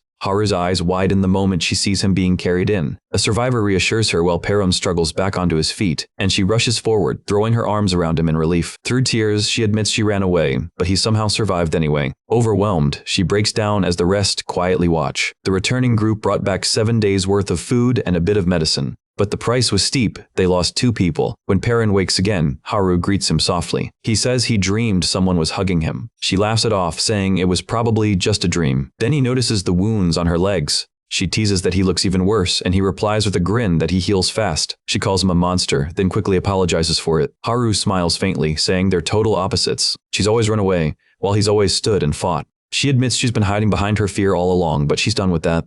She's still a coward, but she's choosing to fight now, determined to change. Just then, a little girl appears nearby. Haru is startled and immediately apologizes for abandoning her before, wishing she'd spoken sooner. The girl holds out a small hairpin. Haru blinks, surprised that it's hers, and asks about it. The child insists it's a gift, saying Haru's bangs keep getting in her eyes. Haru hesitates for a moment, but The girl quickly adds that she's got another pin anyway. Touching the scar on her cheek, Haru takes it as a reminder that she kept fighting. All the while, Perron silently watches her. She clips the pin into her hair and asks if she looks pretty, earning a nod from the girl. Despite all the pain and loss, a faint glimmer of hope remains. Perron sits quietly, turning a small trinket in his hand. Suddenly, a buzzing sound interrupts the calm coming from the radio. He turns toward it just as a voice breaks through the static, testing the mic. The group stares, realizing the radio's alive again. The broadcaster explains that they foresaw the apocalypse and made preparations. Whether to believe it or not is up to the listeners. Our boy listens closely, tense as the message fades out, leaving the next move entirely up to them. The speaker continues, saying that surviving this long without preparation is already remarkable.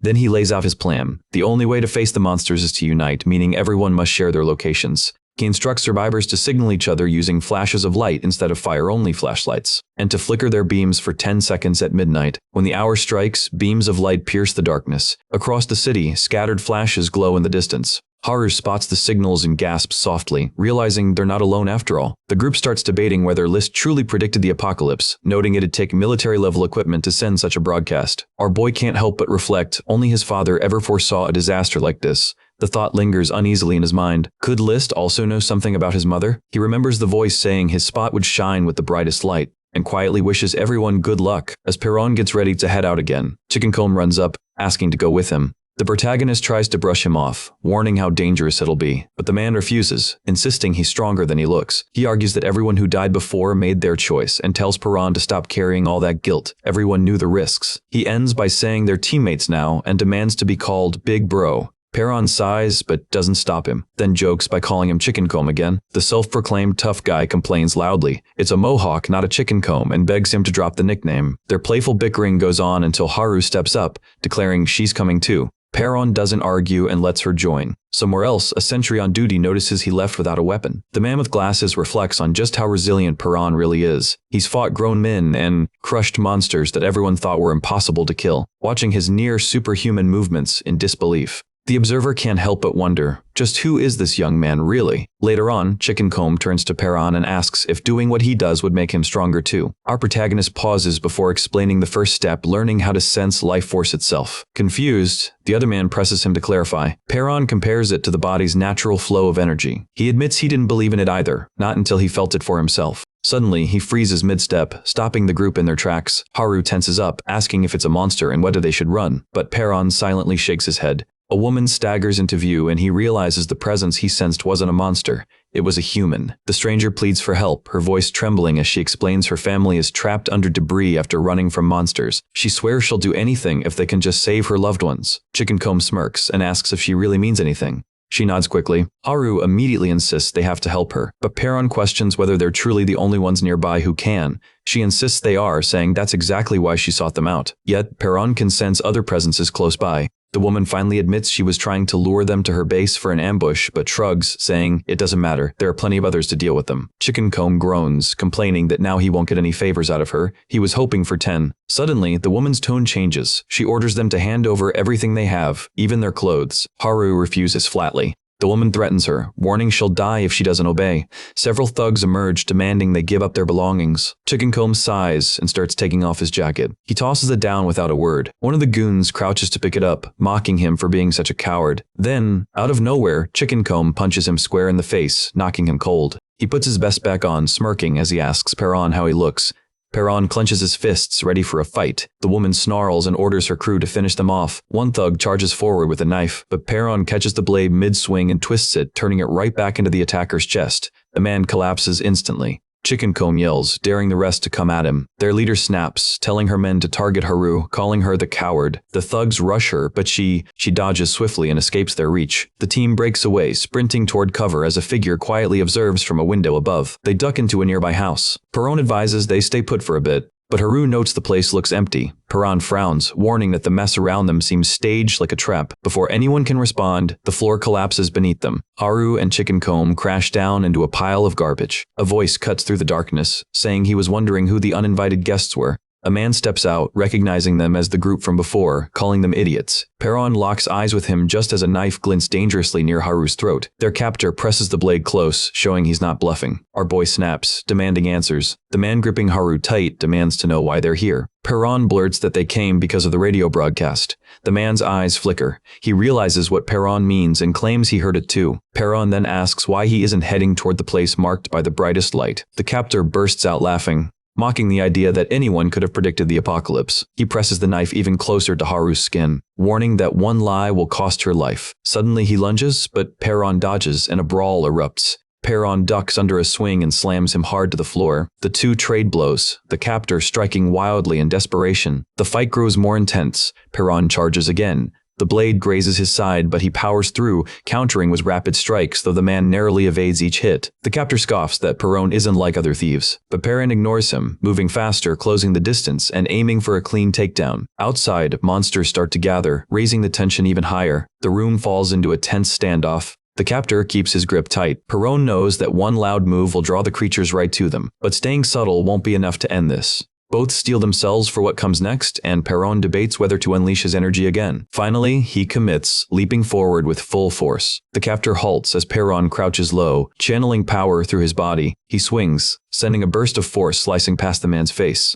Our boy raises a finger, signaling everyone to stay silent. The captor freezes, unsure what to do next. Suddenly, a rope snaps somewhere and he starts complaining. The others glare sharply at him. He shuts up and sits down, sweating nervously as if afraid they might retaliate. Haru and Chicken Comb exchange a grin, and when he demands to know what's funny, they spin him around again while tying him up tighter. He yells in protest, but Haru laughs, telling them to give him another spin. The man growls, asking what they want from him. Perron calmly explains they're just heading toward the broadcast and gathering supplies. The man doesn't buy it, but our protagonist assures him they'll release him later. They just can't risk trusting anyone after what happened earlier. When the captor asks how Perron moved that fast, he brushes off the question. Then a sudden noise above makes everyone look up. They freeze at the sight of a mutilated corpse near a monster's carcass. Chicken Comb and Haru are struck speechless, but the man says calmly that it won't attack. It's his sister. He repeats it, explaining she's barely hanging on, still alive somehow. Haru, horrified, asks how that could even be possible. He says the monster latched onto her body is keeping her alive by draining her life force.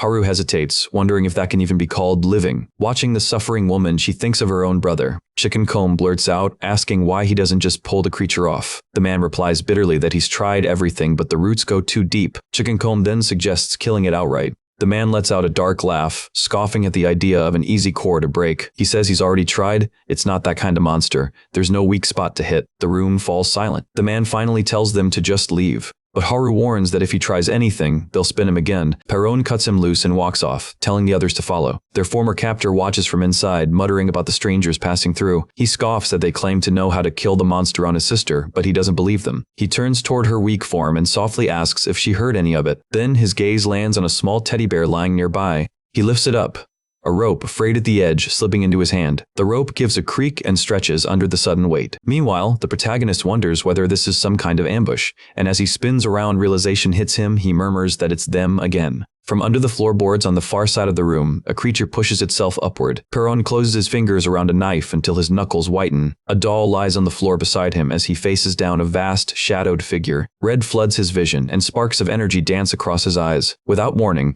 a swarm of uncanny creatures bursts forward, multiplying the peril in front of him. He feels frustration boiling up. He already burned through far too much energy earlier. Now the monster's hold is leeching even more of his strength away, and that energy slips from him. The protagonist's gaze drops to the doll, and he recalls the promise he made. He steels himself to keep that promise no matter what. Memories cascade through his mind. He remembers walking while answering a call and promising he wouldn't be late. In another place, his sister listens anxiously and asks how many chances he still has. The captor's voice answers matter-of-factly, none. He's always possessed this odd talent. The vision shifts. Brief flashes show Jean Gu with eyes that glow. He can scan possible futures, predicting outcomes for any given event. During matches, he invariably takes the win. Yet he never looks pleased afterward. When someone asks why Jin doesn't celebrate, he admits he already saw it all unfolding. On a phone call, someone reminds him about their promise to watch a show together. He explains how his ability works. He simulates every scenario simply by observing. When a biker loses control and barrels toward him, Jin sidesteps, strikes once,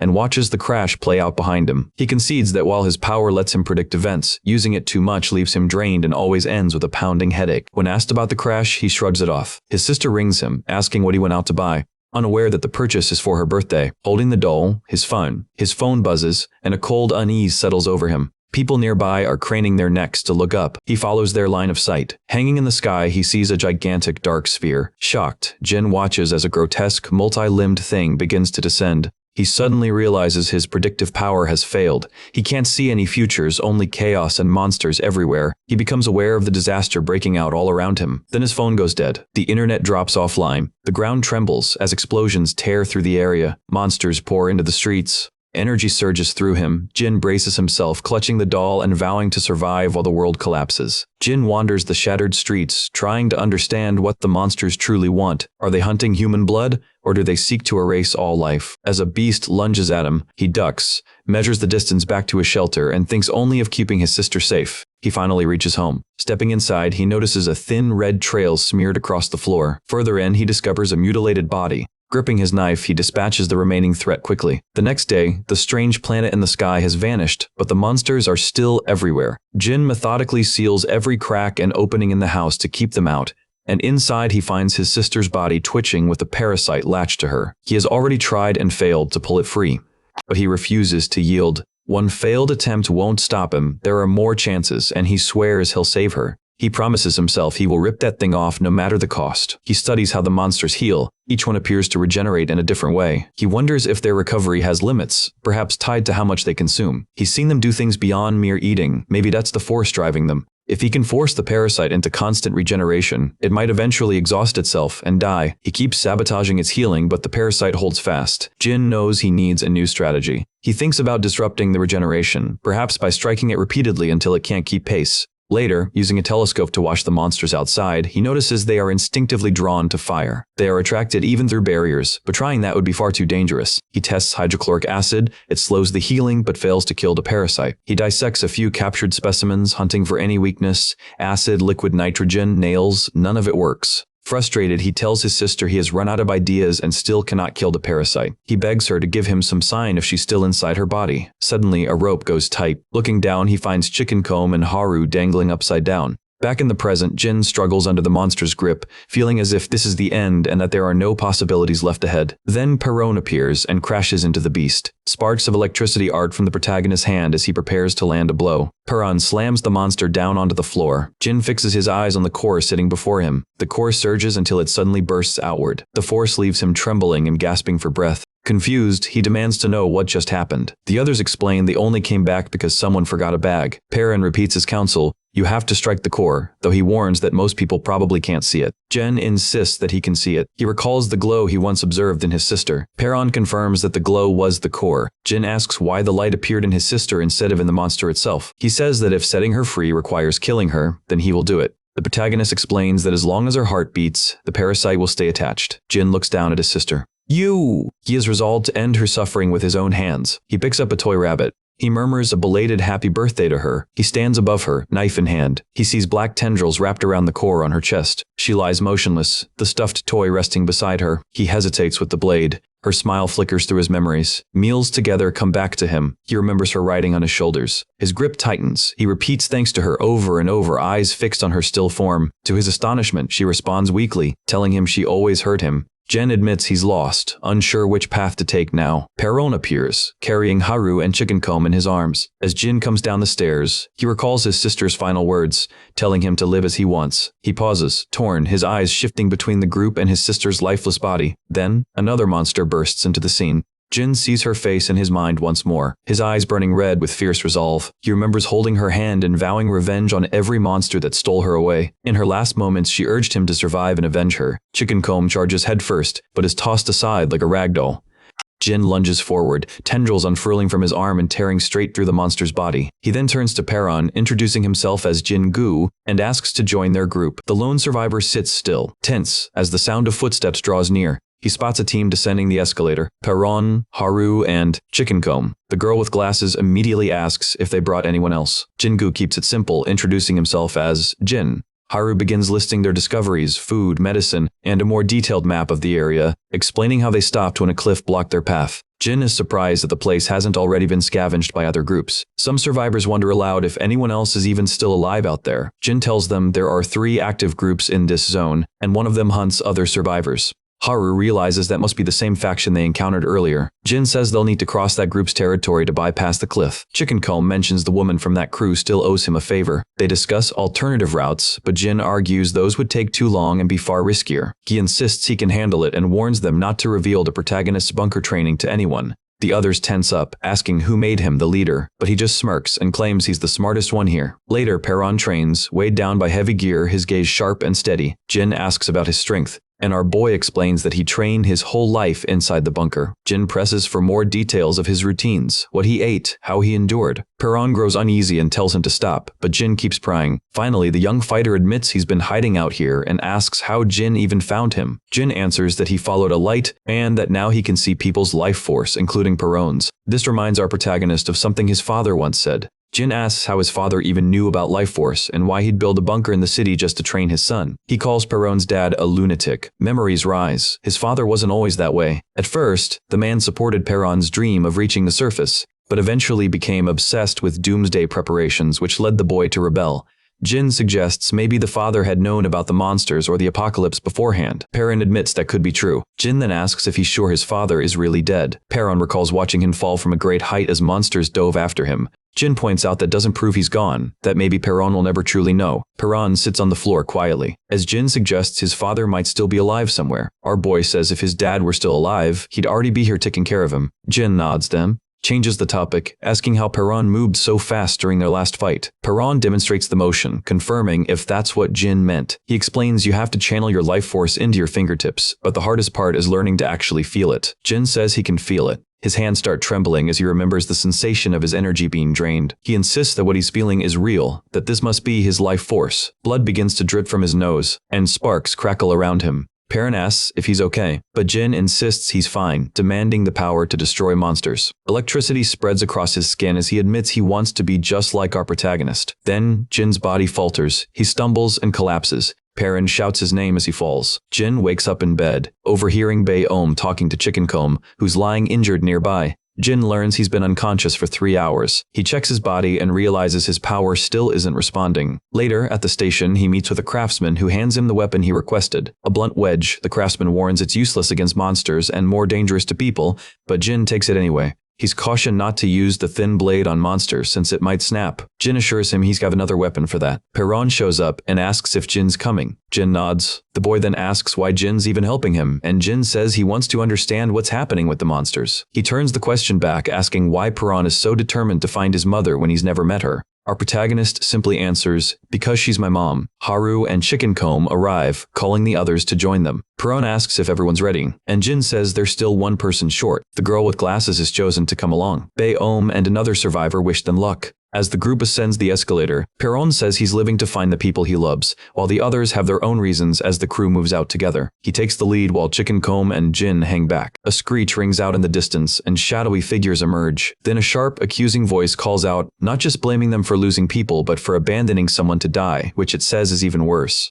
The woman who once tried to trap our protagonist and his team tries to explain, but before she can, a knife flashes through the air. A blonde woman comments that these intruders are nothing like the usual fools who get caught. She remembers a kid who dodged and a tall man with a Chickencomb haircut. Another voice agrees. The silver-haired fighter drives a blade through a man, calling him livestock. The others whisper nervously, wondering if the intruders will return. Their leader declares the hideout sealed, grabs a piece of flesh, and says if those intruders come back, she'll just eat them herself. Jin lays out the plan. They have to cross through the thieves' territory split into 3 zones without being spotted. He stresses again, no fighting, only stealth. Chickencomb gets fired up by the idea, but Perron doubts they'll all make it through unseen. He admits he might manage alone, but the whole group? Not likely. Jin grins with quiet confidence, telling them that if they just follow his lead, everything will go smoothly. Our boy notes that he's always been able to sense life energy since living in the bunker, but Jin only picked it up after being captured. Chickencomb mentions they're running low on people. Then the girl with glasses shows up. Out of nowhere, Jin snatches her bag, catching her completely off guard. He warns everyone that they're now standing right at the border of the thieves' territory. Spreading out the map, he walks them through the hand signals. A pointed finger means go avoid enemies at all costs. A clenched fist means attack. A retreat signal means fall back fast if things get bad. And touching his chin means he's lying. Perron raises an eyebrow, asking when they'd even need that last signal. Jin just shrugs it off, saying it's a precaution and probably won't matter, then tells everyone to move out. Chicken Comb agrees, hyping the group up. They sneak through the ruins as quietly as possible. Jin leads from the front, guiding them into cover whenever he spots thieves nearby. Meanwhile, the thieves are too busy whispering among themselves about some hidden box they've found. Jin gives a signal to move, but Chicken Comb misreads it and suddenly charges straight at the thieves. He knocks one out cold with a single punch and takes on another. One thief shouts threats and squares up for a fight, but our protagonist grabs him from behind and pins him down. The girl with glasses scolds them, explaining that Jin's signal meant to sneak past. She sighs that they blew their cover, even if they technically won. Chicken Comb admits he messed up. Jin tells them it's fine since there aren't any more thieves nearby, but now they've got to decide what to do with the ones they caught. Haru asks if Jin seriously plans to kill them. He raises his weapon, ready to do it, but Perron steps in, blocking him, saying there's no reason to kill. Jin pushes back, saying thieves would have killed them without hesitation. It's safer to finish the job. But the boy holds his ground. He says he just can't do it. Every time someone's about to die, it eats away at him. Jin challenges him, asking if he's really willing to risk everything for his emotions, warning that if they get caught, he'll never find his mom. Perron goes quiet for a moment, then insists they should just leave before the thieves wake up. Haru agrees. There's no need for killing. Jin finally tells everyone to move on. They push deeper into the territory, where more people start appearing. Suddenly, someone spots them and shouts, demanding to know who they are, saying they've never seen them before. A guard steps in, questioning the strangers. Jin warns the team they're way too deep and should pull back. The guard barks again, asking what they're doing, crouched down like that. Chicken Comb blurts out that they're crouching because it's a top-secret mission. The guard squints and asks who he's supposed to be. The loudmouth tells him to recognize the Mohawk. The guard awkwardly pretends to remember, and Chicken Comb just grabs him and drags him off while everyone else stares. Jin quickly tells the group that if they get separated, they'll regroup back at the base. Perron checks with Haru on how far in they've gotten. She says they've just reached the middle of Zone 1. They slip into a nearby building, where our boy notices the windows are sealed with bars. Inside, a prisoner behind the bars begs to be freed, insisting he's not one of the bad guys. Soon, more captives appear, terrified, convinced they're about to be eaten. Jin asks if they mean eaten by monsters, but the prisoner shakes his head and warns them about a woman called the Predator. Haru mutters the name, thinking about saving them, but notes the guards are everywhere. Jin says they can't waste time trying to help, but Haru reminds him of his promise. Jin admits he only said that to keep everyone calm. The bespectacled survivor argues that saving people is too risky. Jin looks to Perron for a call. The protagonist finally says it's too dangerous. Jin points out how Perron refused to kill the thieves earlier. Perron replies that it's not the same. He just has an issue with killing, that's all. Swatting a mosquito. Then he casually pops it in his mouth and eats it. Haru yells at him, disgusted, but he just shrugs it off, saying it's an old habit. She calls it nasty, but he insists it's not about hunger. He quickly covers her mouth to shut her up. Jin flashes a signal, pointing ahead. The girl with glasses and Haru get ready to pull back. Outside, the Predator and her squad stop. She sniffs the air. She says something nearby smells delicious, while the group hides just beneath them. Another soldier reports that the livestock farm in Zone B3 was destroyed by monsters and all the animals escaped. The Predator grins, baring her fangs. She demands more details and orders the soldier to bring her the eyes. The bespectacled survivor watches the guards rushing off, realizing something big just went down. Meanwhile, more prisoners are dragged in, blindfolded. The Predator yanks one man's blindfold down, taunting him and demanding to know a monster's weak points. The terrified prisoner points to the glowing spots, one at the base of the tail, another on the leg. She leans in closer, asking for more detail. And, when he guesses wrong, she threatens to eat his other arm. Jin notices many guards have left because of the chaos, realizing now's their chance to move. As they sneak through, Haru bumps into an escaped prisoner who explains a monster smashed the cells and everyone ran for it. Jin figures that's why the guards are gone, but doubts any of those escapees will survive.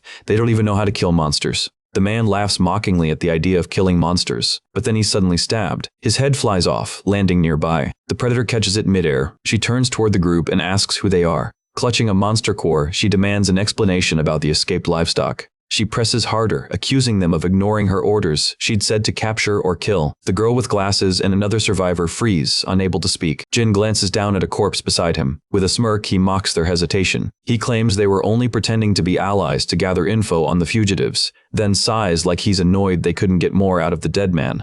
He pinches the bespectacled survivor's arm as they're surrounded. The Predator warns them not to act suspicious and orders everyone to hunt down the remaining escapees. She steps closer to Jin, studying his face, saying she's never seen anyone like him before, so memorable. He stays quiet while she circles him. Then she smirks and tells him to make sure she remembers him next time. The girl with glasses and the others catch on just as the Predator finally recognizes Jin. She lashes out, but he blocks her strike in time, pulling Yujin out of danger as blades whistle past. Perron leaps in, grabbing the Predator's weapon mid-swing. The bespectacled survivor panics, frozen in fear. The woman grins wide, her suspicions now confirmed. The scent she picked up earlier really was from them. She accuses Jin of being the source she's been tracking. Her grin sharpens as she sizes him up, wondering aloud why she should bother chasing livestock when the group before her looks far tastier. She lunges at him, demanding a bite. Jin hurls his blade forward to block her attack, but she ducks low, slides under, and tries to slip past him, only to find he's already there, blocking her escape. Our protagonist points straight at her. She laughs mockingly at the gesture, then flings her blades at him, daring him to catch them. Steel fills the air, raining down fast, but he stays focused, and just when she's sure she's got him cornered, Perron catches the blades mid-air. The bespectacled survivor stares in disbelief, because our boy takes control, grabbing, spinning, and redirecting every weapon in one smooth blur. The sudden counter throws the woman off balance. She stumbles, eyes wide. Then he bites through a blade with his teeth and snatches up more knives. He hurls them back one after another, forcing her to scramble to block the relentless storm. Perron lunges, grabbing her wrist. She clamps down on his arm, laughing, calling him her favorite. His scent, she says, is the sweetest of all. Haru mutters that something smells weird, like something burning. A flame flickers in the woman's palm. She throws it forward, but the fire fizzles out before reaching them. Jin smirks, saying, "It's too late now." The predator snarls and shouts for everyone to fight for their lives. Heavy footsteps echo from behind, and out of the darkness monsters surge forward. Perron and the bespectacled survivor brace themselves. In this world, everyone's either prey or predator. Another hunter lurks nearby, a lion feeds, and the endless cycle of eat or be eaten rolls on. Humans once ruled at the top, but that never lasts forever. Now monsters appear stronger than ever before. The old food chain shattered, replaced by a new order where they reign supreme. The predators glare down at the survivors.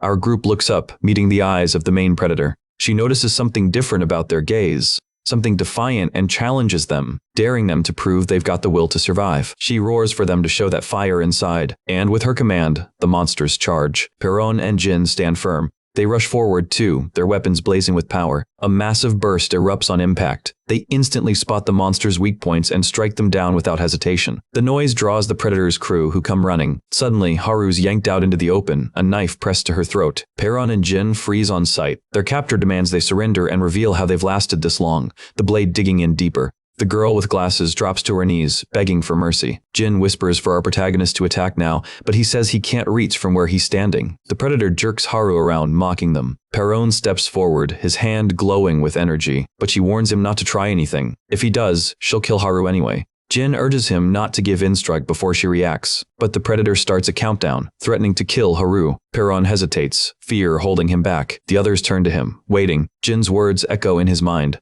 Small sacrifices don't matter, the mission comes first. The predator counts down, 3, 2, Perron's fists tighten. Haru braces herself, and on 1 he suddenly surrenders. The predator shouts for her crew to seize them. Chains snap around Perron and Jin as they're dragged off. The gang locks them in, the gate slamming shut and sealing them in a dark cell. Our boy now sits bound in the shadows. Footsteps echo closer. The predator enters. She tells him to stay alive. Perron frowns, confused, but she says she doesn't expect him to understand. She's just the messenger. He demands to know where his friends are. She says coldly that they're already dead. Perron sits there staring across the cell, quietly admitting he was the one who killed those people. She laughs, telling him to say it again, then teasingly asks if he plans to kill her too. The woman grins wider, prodding him again, saying his reaction gives him away. Those people were his friends. She mentions how he hesitated earlier because of that girl. Our protagonist thinks to himself, he had maybe a 50-50 chance. He's been lucky before, but back then, one mistake meant someone died. He reflects on how weak he used to be, and even though he's stronger now, doubt creeps in. Maybe that strength just made him reckless dangerous to everyone near him. He remembers his father's warning about not getting attached, and finally, it makes sense. Impressed by his abilities, the predator starts pressing him for answers about his powers. She asks how he knows the monster's weak spots so precisely. She even suspects he might be one of them. Perron just stares back as she wonders aloud if he's really like the rest. She demands to know how he can see weak points. He fires back, asking if someone told her about that too. He starts to suspect she got that info from somewhere else, maybe from someone connected to his father. She responds by kicking him hard in the face, and demands that he answer again. Perron glares up, snapping out a sharp, defiant reply. But she's unfazed, saying she's got all the time in the world. Then she asks where he's really from. She points out his clean clothes compared to the others, the healthy look of his group, and demands to know where their base is. Our boy lunges forward, baring his teeth, but the predator slams him to the ground. She taunts him, saying she's not about to become his lunch. Perron snarls that he'll never talk. She laughs, calling him nothing but livestock, and keeps hitting him. Then she questions whether he's even human. Turning to one of her men, she asks for his opinion. The man says he can see the same inner light in people that shines in monsters, and he sees it in her too. Watching Perón, she can't help but notice something different about him. She remarks that his light shines brighter than anyone else's, radiant, almost blinding. Predator mutters that what she's seeing must be life force, grinning as she says he smells delicious. To her, he's easily the most fascinating one in the room. Another subordinate steps in, reminding her that food supplies are running out, tensions are high, casualties keep rising, and the people are calling for executions. He urges her to focus on locating the group's base. But Predator only shrugs off his concerns. Instead, she seizes Perón again, demanding answers. When he stays silent, refusing to speak, she proposes a little game. Trapped in her grip, Perón glares right back at her. She slashes him without hesitation, then watches as his wounds close instantly, taunting him to keep it up. She laughs, amused by how long she can drag this out. Blow after blow, Perón endures the pain in silence. His body heals each time, only for her to wound him again. Soon, he's left battered and bleeding on the floor. Then, faint footsteps echo nearby. A whisper tells him to stay quiet. Perón looks up and recognizes the man. It's another prisoner. The stranger explains he used to be livestock. After being experimented on, he can now see glowing lights around people. Perón asks if he's talking about life force, but the man only shrugs, unsure, and offers to help him escape. As he turns to leave, Perón hurriedly asks if he's seen Haru or any new captives. The man shakes his head, warning that asking about that kind of thing gets people killed. Just then, Predator and her men return, catching the man in the act. She ignores his frantic claims about being one of her eyes, saying new experiments can always be made. Predator sneers at Perón, asking if he enjoyed their little game. But he tells her this torture is nothing compared to what he endured in the bunker. Her smirk fades as she brings up his friends. Then, they throw Haru into the cell. Predator says she didn't break even after interrogation, no water, no rest, and now grabs her by the hair, threatening her again. Perón sees his parents' hands flash in his mind. Right before Predator crushes his fingers, Haru screams for her to stop. But Predator ignores her, snapping bone after bone while he stays silent. She warns that the pain won't stop until Haru reveals their base. Another finger snaps. Both Perón and Haru scream, but he still tells her not to say a word. Outside, a few guards whisper that the captain's cruelty gets worse every day, especially with the torture happening inside. Predator mocks Perón's so-called healing hands. Meanwhile, our boy burns with anger, realizing he still can't use his life force. He wonders how she managed to bind him so tightly, frustrated that she doesn't even understand what his powers truly are. She keeps pressing for information, but he refuses to break. When Predator demands their base's location again, he hesitates, then chooses loyalty over survival. She picks up a pair of pliers, threatening to see if his fingernails will heal after being ripped out. Haru trembles in terror. Finally, Predator grows bored and ends the session for the day. Perón is left alone in the dark, haunted by his father's voice whispering that caring for others only leads to pain. Outside, Haru watches through the cracks, guilt twisting inside her as she sees what he's enduring. Perón realizes everything that's happened began the moment he chose to care for people again. His thoughts are cut short when Predator returns, casually threatening to move on to his toenails next. Suddenly, Haru yells that she'll take his place. Predator raises an eyebrow, surprised. She teases her about having feelings for the boy, but Haru says nothing. Pretending to be bored, Predator shifts her attention. She grabs Haru instead, setting up her tools while Perón remains restrained. Haru whispers an apology. Just as Predator is about to begin, Perón shouts that he'll cooperate. Predator smiles, pleased, but then Jin walks in. Predator asks where he's been. Jin calmly replies that he's ready to reveal their base. Water drips from above as Predator grins wide. Haru can't believe it. She refuses to accept that he'd betray them. Jin ignores her, telling Predator to listen. He says he no longer needs Perón, claiming he thought the boy was the key to understanding monsters. But now, he calls him a disappointment who wasted his potential. Jin declares his betrayal and turns to leave. Outside, Predator asks what made him change sides. Jin simply says it's the logical thing to do. Another survivor laughs, mocking Perón's group for being too weak to survive. The bespectacled girl admits she never even knew where the map was. She was just following everyone else. Jin suggests they strike fast since the base is heavily defended. Insisting a swift assault is best, Predator approves of his plan. Soon after, they move the prisoners outside. One of her men asks why they're bringing Haru and Perón along. Predator smirks, saying it'll be fun. She wants to see their faces when their base goes up in flames. As they march, Haru tries to talk to Perón, apologizing over and over, but he stays silent. When she begs him again, he finally gives her a strange look. Jin checks in, asking if everything's on schedule. Predator confirms everyone's present except for the livestock guards.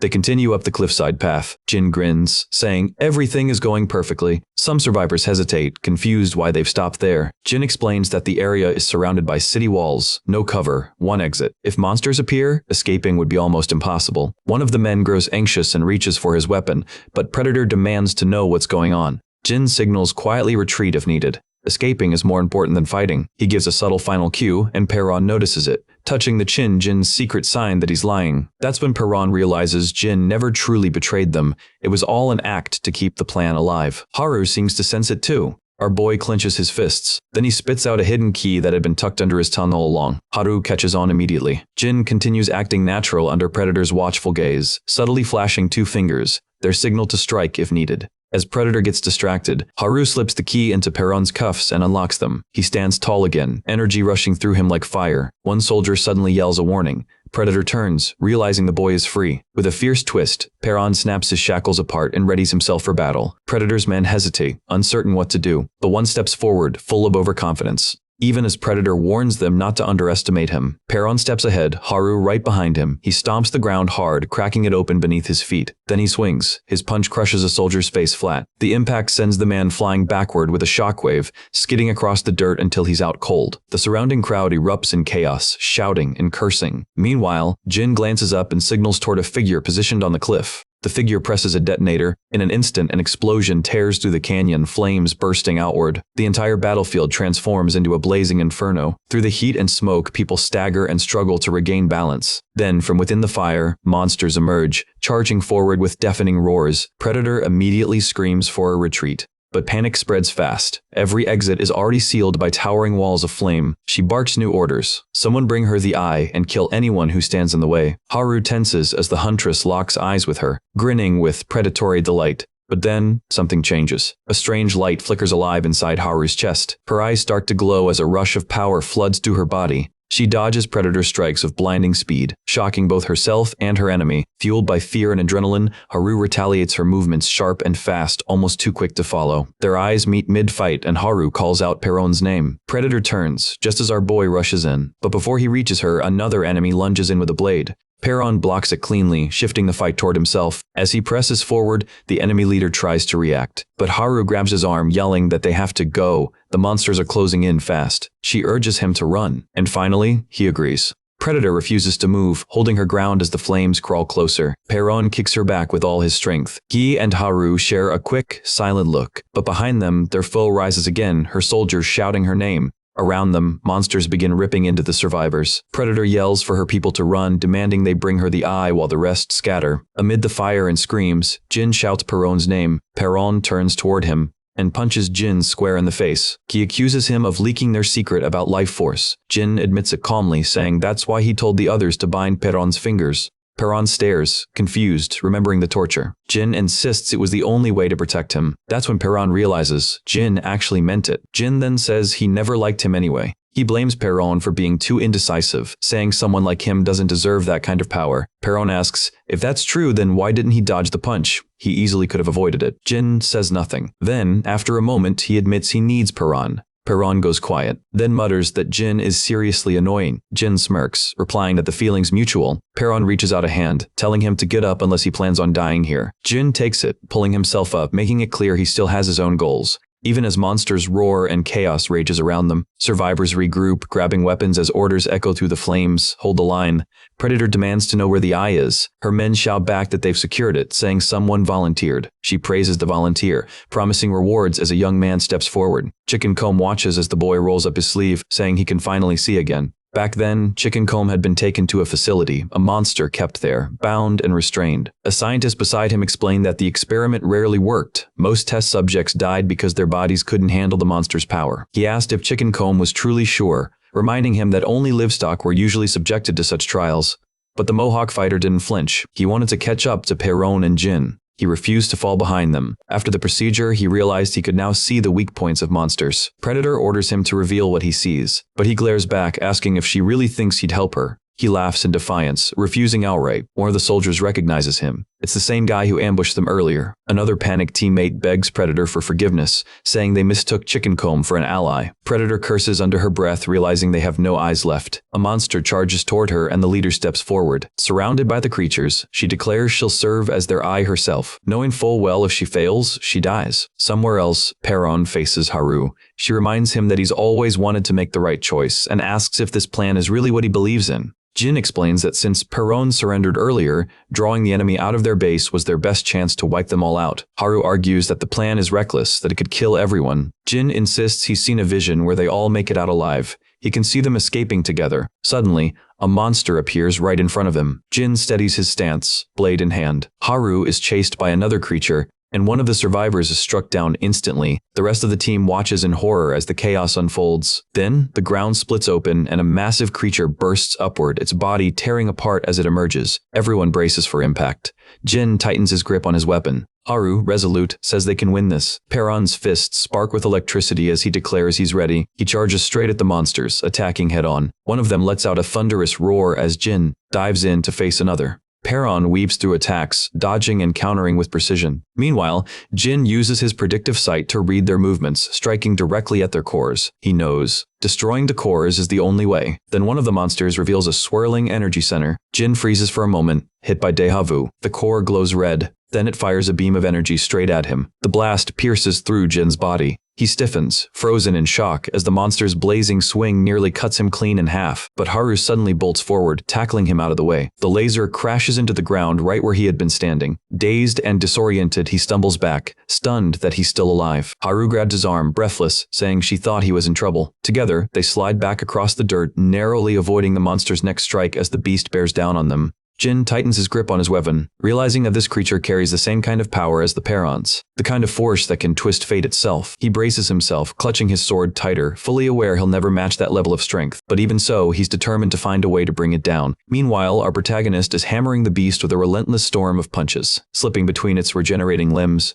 striking again and again toward its glowing core. He knows if his energy runs out, he'll collapse on the spot, so he needs to finish this fast. The monster's arms lash wildly in every direction, but he manages to dodge each one, shattering bone and tearing through flesh. Energy surges through his fists as he smashes his way to the exposed core. Jin stands ready, blade poised, waiting for his moment. When the heart flickers into view, he charges, weaving through the storm of flailing limbs, and drives his blade straight in. The core cracks, but doesn't shatter. It pulses harder, blue sparks crawling up Jin's arm. Perron appears beside him, slamming forward with raw force and channeling energy into the core as the creature convulses. Our boy pushes even harder. The impact sends the monster flying back, its core flickering while black tendrils writhe around it. Haru rushes in, ducking under the limbs, but a wild swing nearly catches her, forcing her back. She and Perron cross paths mid-fight. Survivors scream for help as more monsters close in from every direction. Somewhere else, the woman who once tried to trap them grabs a collapsing survivor, pulling him to his feet. Chicken Comb shows up, smirking, and reminds her she still owes him a favor. She snaps at him, clearly annoyed, but he refuses to drop the subject. Realizing she's cornered, she finally gives in and asks for his help to escape, while chaos explodes all around them on the battlefield. Meanwhile, the Predator watches from afar, seeing streams of life energy flow through the combat. She finally understands the essence of the Perron's power. Energy crackles in her eyes as she whispers into a communicator, saying she's waited a long time for this. Now that she can see the flow, she's desperate to learn how to use it. After the clash, Perron checks on everyone, but Haru points out that people are more worried about him. He looks completely drained. He insists he's fine, says he can keep fighting, and pushes forward. Jin watches him, thinking Perron could have handled all the monsters on his own. Remembering his own vow to wipe them out, Jin feels like he's only slowing the team down. He glances toward our protagonist, quietly wondering who the real failure is here. Haru starts panicking, shouting about where they're even supposed to go as fire burns all around them. But Jin stays calm. He has a plan, a route already mapped through the canyon. When she asks how, he explains that he made a deal with the livestock prisoners. Perron recalls someone mentioning a rescue mission, and realizes Jin is right in the middle of it. Our protagonist hears Jin admit that this was the best move he could come up with. With no time to waste, the group sprints across the burning ground and leaps into the canyon. Chicken Comb and the woman appear at the edge, and he greets the team casually. Haru immediately grows suspicious, questioning why the woman is even with them now. Chicken Comb raises his hand, asking everyone to stop for a second, and the woman pleads to join. Jin warns her not to mess anything up, one mistake, and she's out. The girl with glasses steps forward too, so the group moves together as one unit. Perron and Jin slide down the rocky walls of the canyon. Monsters leap down behind them in pursuit. One lands right in front of them and Jin shouts for everyone to keep running. Fighting here would trap them for sure. He tells the others to go on while he handles the beast himself. More creatures drop from above, and our boy charges straight in, blasting through them while the others keep moving ahead. He and Jin fight side by side, pushing forward and urging everyone to keep up.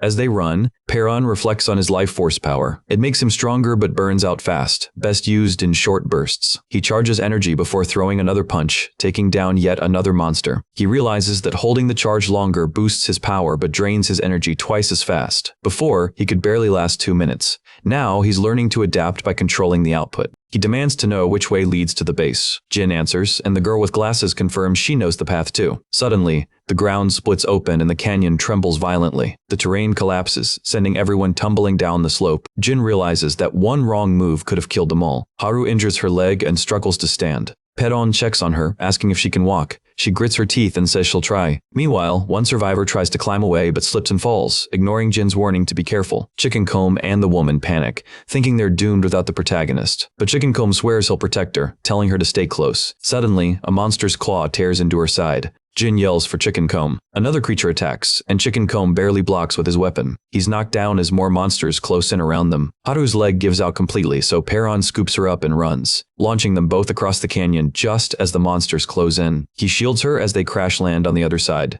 Steadying himself as more beasts appear from the shadows, he blasts another one apart, and, surrounded by chaos and screams, keeps running with her in his arms. Meanwhile, Jin cuts through monsters one after another, his blades flashing. Chickencomb takes down one more creature, but realizes the woman didn't make it. She was a comrade, even if only for a moment. He calls Jin a comrade too, telling him not to fight alone. Together, they brace for the next wave as the monsters keep coming. The creatures pour into the canyon, dropping from the cliffs above. Perron stands firm, blocking their attacks with sheer force, then stomps forward. One beast lunges, but our boy smashes through it, throwing punch after punch until he knocks a core loose. The strain starts to hit him. A monster slashes across his side. Another lands a hit straight to his face. Haru shouts for him to run to save himself, but he refuses to leave her behind. The protagonist steps up, shouting that there's no way he's losing her now. Haru feels a wave of guilt crash over her, convinced his suffering is her fault, haunted by the memories of everything he's endured. Perron is hurting but keeps fighting, thinking about how meeting her changed him. While she's trapped in her own guilt, believing every bit of this is happening because of her, she lets out a desperate cry, blaming herself for all the pain and suffering he's endured. He steps in front of her, saying that maybe if they had never met,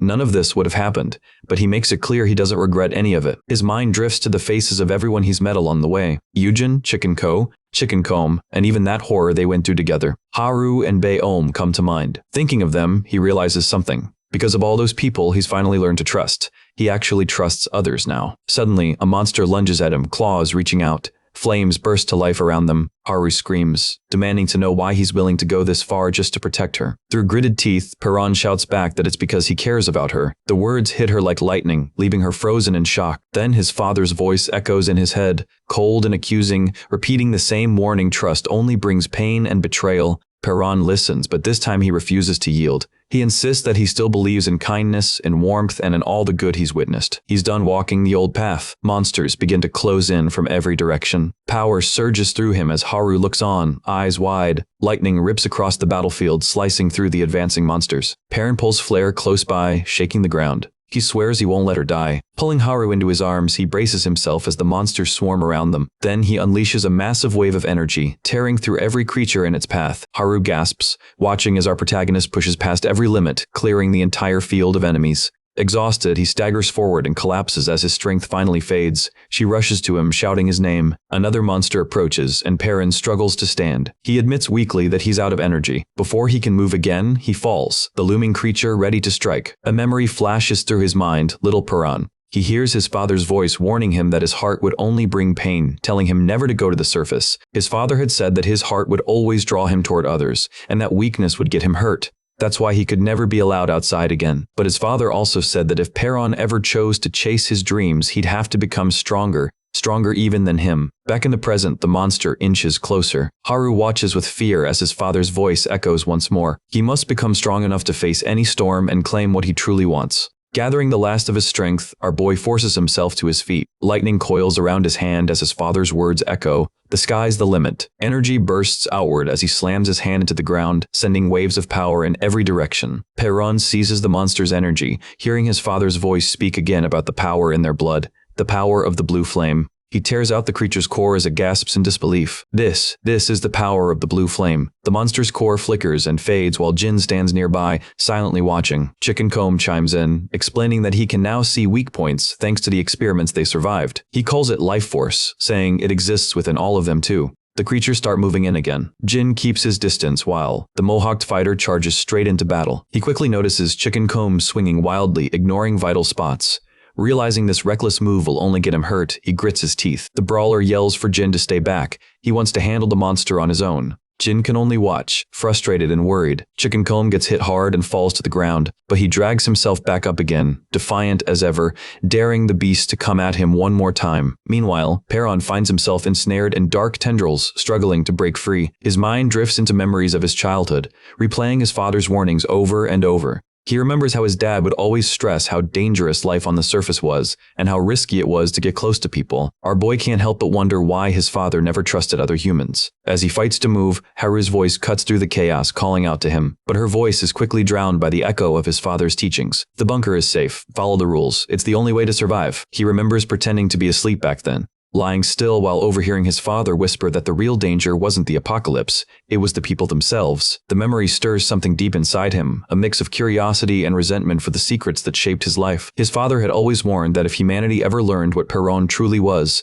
they'd all come for him, because he was different. The images blur as his life force weakens, his thirst growing heavier with each breath. Clutching his chest, he reaches for a glowing orb, and the moment his fingers touch it, a surge of power bursts out from within him. A dark, shadowy monster erupts and begins to spread outward. Haru shouts his name as he clings to the figure, fighting to stay conscious. Then, Perron's eyes snap open. He's back. Haru reaches for him, but an enemy attack suddenly cuts through the air. It's racing toward him, until a glowing shield forms around his body, stopping the blow just in time. Catching his breath, he steadies himself. Then, the girl with glasses appears nearby, her expression soft with relief that he's safe. Jin steps forward, admitting they can't fight the way Perron can, and insisting they need to retreat. She calls out for Chicken Comb to move. The Mohawked fighter charges ahead without hesitation, determined to hold the monsters back. He tells Jin to run, saying it's what teammates do. Jin hesitates, torn, but seeing Chicken Comb's resolve, he finally joins him, and together they make their move. Jin keeps thinking about what he said. He can't quite wrap his head around it. Is this guy really willing to risk everything for something so simple? He tightens his grip on his sword, trying to steady his thoughts. Suddenly, a monster's arm swings down toward the Mohawked fighter. Jin shouts his name and leaps in, blades colliding against the attack. Blow after blow, he blocks every strike, his arms trembling from the force. His mind races through survival scenarios.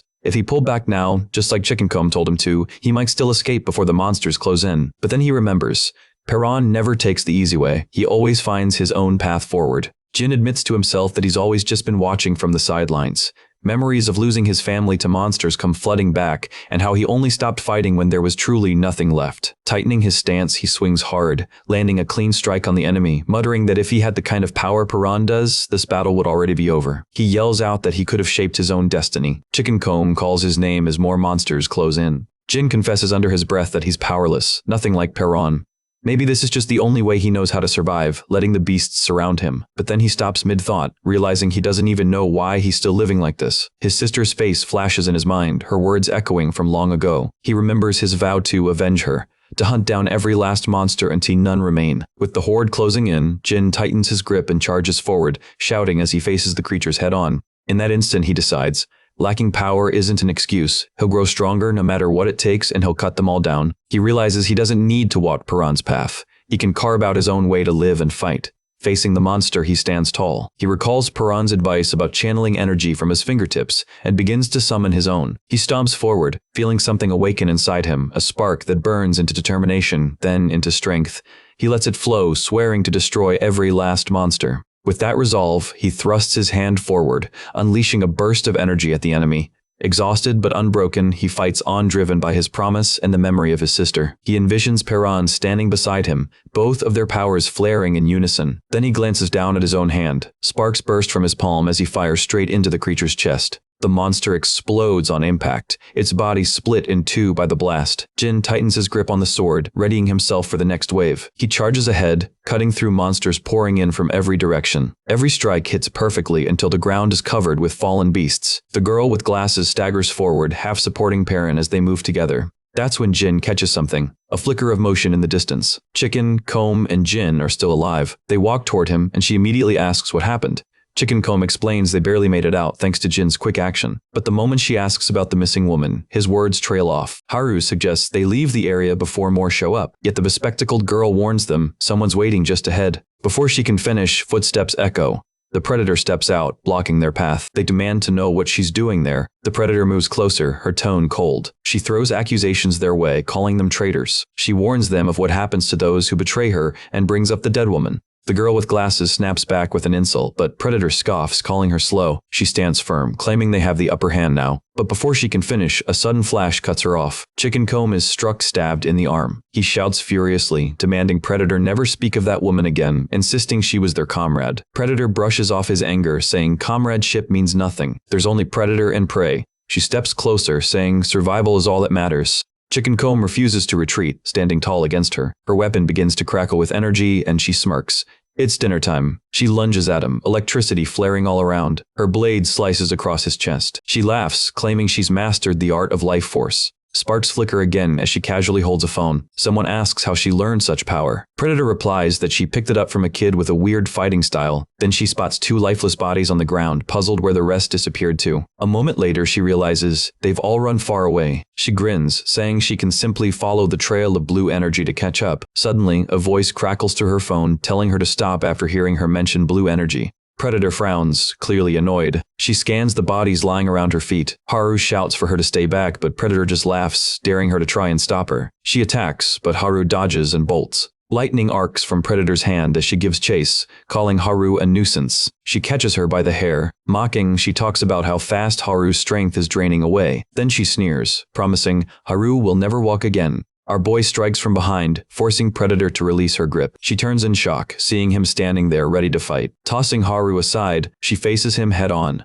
Perron rushes in, but Predator dodges easily. Sparks fly from her hand as she charges up for another attack. She goes wild, unleashing a flurry of blows while shouting for him to make it worth her time, saying she's finally found someone who can keep up. Then she throws out a twisted offer. Even if he loses, she won't kill the rest. She'll just cripple them so they can't run, promising to feast on their flesh and use their bodies for experiments. The protagonist gets back on his feet, swearing he'll avenge everyone. Haru watches as he slowly raises, his hand glowing with intent. Predator demands that he fight her with everything he's got, but then she notices blue flames flickering at his fingertips. He focuses, forming a hand sign as the blue energy gathers and sparks. Predator braces herself for what's coming. Suddenly, she dashes in, slashing at Perron's hand mid-move. She laughs, calling him boring. Perron collapses, blood pouring as one of his arms lies severed. Haru screams his name in panic. Predator stands over him, weapon raised. She mocks him for losing that fierce spark he had earlier. She sneers that he once fought so desperately to live. But now, he just looks hollow, his energy gone. Haru clenches her fists and charges, catching Predator off guard for an instant. She swings but misses. The hunter laughs, calling her a rookie and a coward. Haru hits the ground but refuses to give up. Her glare sharpens as the enemy taunts her to keep struggling. Suddenly, Chicken Comb flinches, distracted by movement behind him. He turns and sees our boy starting to move again, eyes fixed ahead. A faint buzzing fills the air as an insect lands on his head. Dazed, he watches it crawl toward his severed arm. His fingers twitch, and the buzzing grows louder. Then, the arm begins to move. The insect hovers toward Predator, circling her head. A memory flashes. Perron swatting at a bug. His father asks what he's doing. He swears he won't do it again, but his father presses for an answer. The boy explains the bug was blocking his view. Back to the present, Predator says she's done playing, warning Haru she'll end up like their fallen hero. But then she freezes stunned as he starts to rise. Her confusion deepens. Suddenly, red energy bursts outward. Perron's severed arm regenerates monstrous and clawed. The buzzing grows louder as the new arm lashes out. Haru watches in shock as Predator gets slammed down. His body now glows with raw, red energy. He recalls telling his father that the buzzing always felt like a signal, a call urging him to catch it, to consume it. Perron screams as the transformation overtakes him completely. Now towering over Jin, he's completely transformed, a full-fledged monster. His body is covered in jagged red growths, and his face is warped beyond recognition. A massive creature charges at him, roaring as it slams the ground. Perron meets its attack head-on. The two collide with tremendous force, and the beast suddenly morphs into a glowing orb. Perron bites down on the orb, devouring it and absorbing its energy. Jin witnesses this and screams his name, accusing him of turning into one of the monsters. He then fires a burst of energy in desperation. Perron blocks it with his monstrous claws, the collision shaking the air. He advances forward and drives a claw straight through Jin's chest. Then he tosses him aside like nothing. Chicken Comb yells out in disbelief, but our protagonist lunges toward him next, swinging his weapon in a violent frenzy. Finally, his gaze lands on Haru. He grabs her tightly with that monstrous arm. Looming over her, he holds her down while she struggles to break free. Perron bites into Haru's shoulder, squeezing her as hard as he can. She strikes him on the side of the head. The impact makes him freeze mid-bite. Haru shouts his name, desperately trying to pull him back to his senses, but our boy only growls and starts choking her. Haru fights back, punching him square in the face. The blow jolts him awake.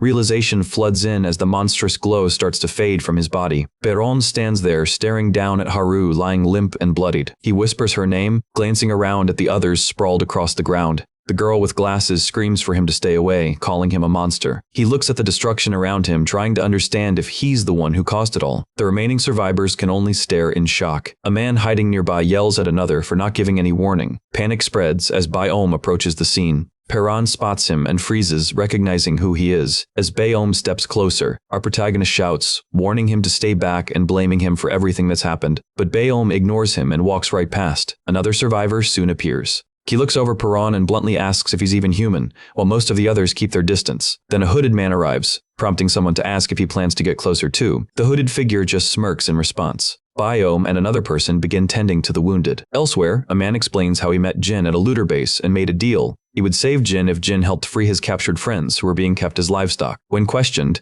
the man confirms that he came from the same place Perron's group had been trying to reach. Chicken Comb insists he's fine, though Baeom frowns and tells him to rest if he needs to. Someone asks if the man came from the same location linked to the radio broadcast. He nods and wonders aloud if Jin hasn't already told them everything. The survivors ask about both the place and the transmission. But the man only says it's complicated, and that it'll all make sense soon. He recalls being captured by looters while searching for survivors, then turns to Baeom to ask about his friend's condition. Baeom replies they're alive, but weak and underfed. The group's attention returns to Perron. The man admits he saw him transform into a monster and attack his own allies. Others confirm it, recalling how his wounds healed instantly and how his arm grew back, shocking everyone. The man sighs in relief that at least the predator was killed. Jin suspects Perron never realized what he had become. The man then adds that he saw red energy flowing from Jin's body, which looked suspicious. Jin calmly explains that it's his life force. When the man asks what that means, Jin questions how he could not know, especially if he's expected to fight monsters. The man admits fighting wasn't part of their plan. They wanted to stay unnoticed.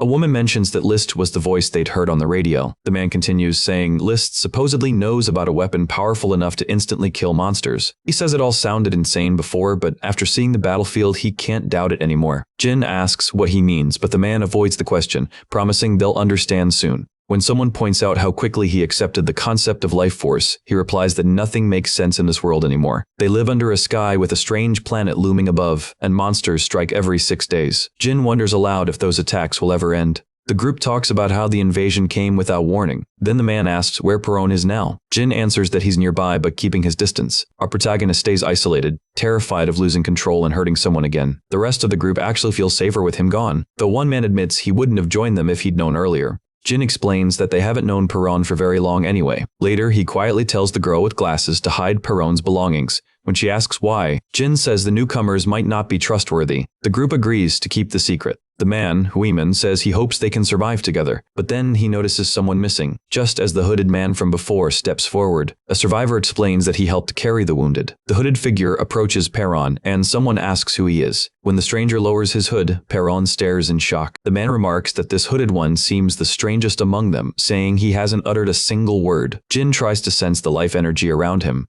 but feels nothing coming from the hooded man. The realization unsettles him. Perron finally asks what the man wants. The hooded figure slowly pulls back his hood again, revealing golden eyes and bright red hair. Our boy asks who he is, but the stranger simply stares back in silence. Then, in a language Perron doesn't recognize, the red-haired man begins to speak. Perron keeps asking what he's saying, but no one answers. After a tense pause, the stranger falls silent again. He pulls his hood back up. 2 others arrive soon after, saying they've been searching for the hooded man all along. One of them is about to speak, but Perron cuts in first, demanding to know what happened to Chicken Comb, Jin, and Haru. Baeom quickly answers that Chicken Comb and Jin are awake, but Haru still hasn't come to. They make sure he knows she isn't dead. Overwhelmed by guilt, Perron takes the blame for everything that happened. He confesses to everyone that he tried to attack and even eat Haru. He realizes it wasn't anger or guilt that drove him, but the terrifying truth that, for a moment, he actually enjoyed it. One of the survivors steps up, telling him he doesn't believe Perron is the monster he thinks he is. Baeom agrees, saying that even when Perron is consumed by rage, he still manages to fight it back. They remind him that his compassion, his instinct to protect others, proves he's not a monster. Another survivor mutters that they've seen what true monsters look like, but Jin pushes back, comparing Perron to the creatures on the surface. He He walks closer, calling him a monster over and over, daring him to prove otherwise. Jin insists he saw Perron almost attack another person, saying he's no different from that insane woman outside. He accuses him of being a monster both inside and out. Bae-yong questions Jin's harsh words. Jin admits that, yeah, he does think Perron's a monster, but they still need him. He explains that Perron's strength and knowledge could help them understand those things out there. That doesn't mean he trusts him, though. Instead, Jin says the only thing he trusts is whatever Perron chooses to do next. Chicken Comb cracks a joke at Jin's expense, then suggests they follow the signal from that radio broadcast. Jin frowns, asking what he's talking about. Chicken Comb explains it's from a guy who supposedly prepared for the apocalypse. Jin says they're ready to move out, while Perron silently hopes meeting that man will give him a clue about his mother. But he's still haunted by the memory of hurting his friends. He swears it won't happen again, vowing to stay in control no matter what. Suddenly, a dark voice echoes in his head. Perron screams as red, monstrous tendrils explode from his body.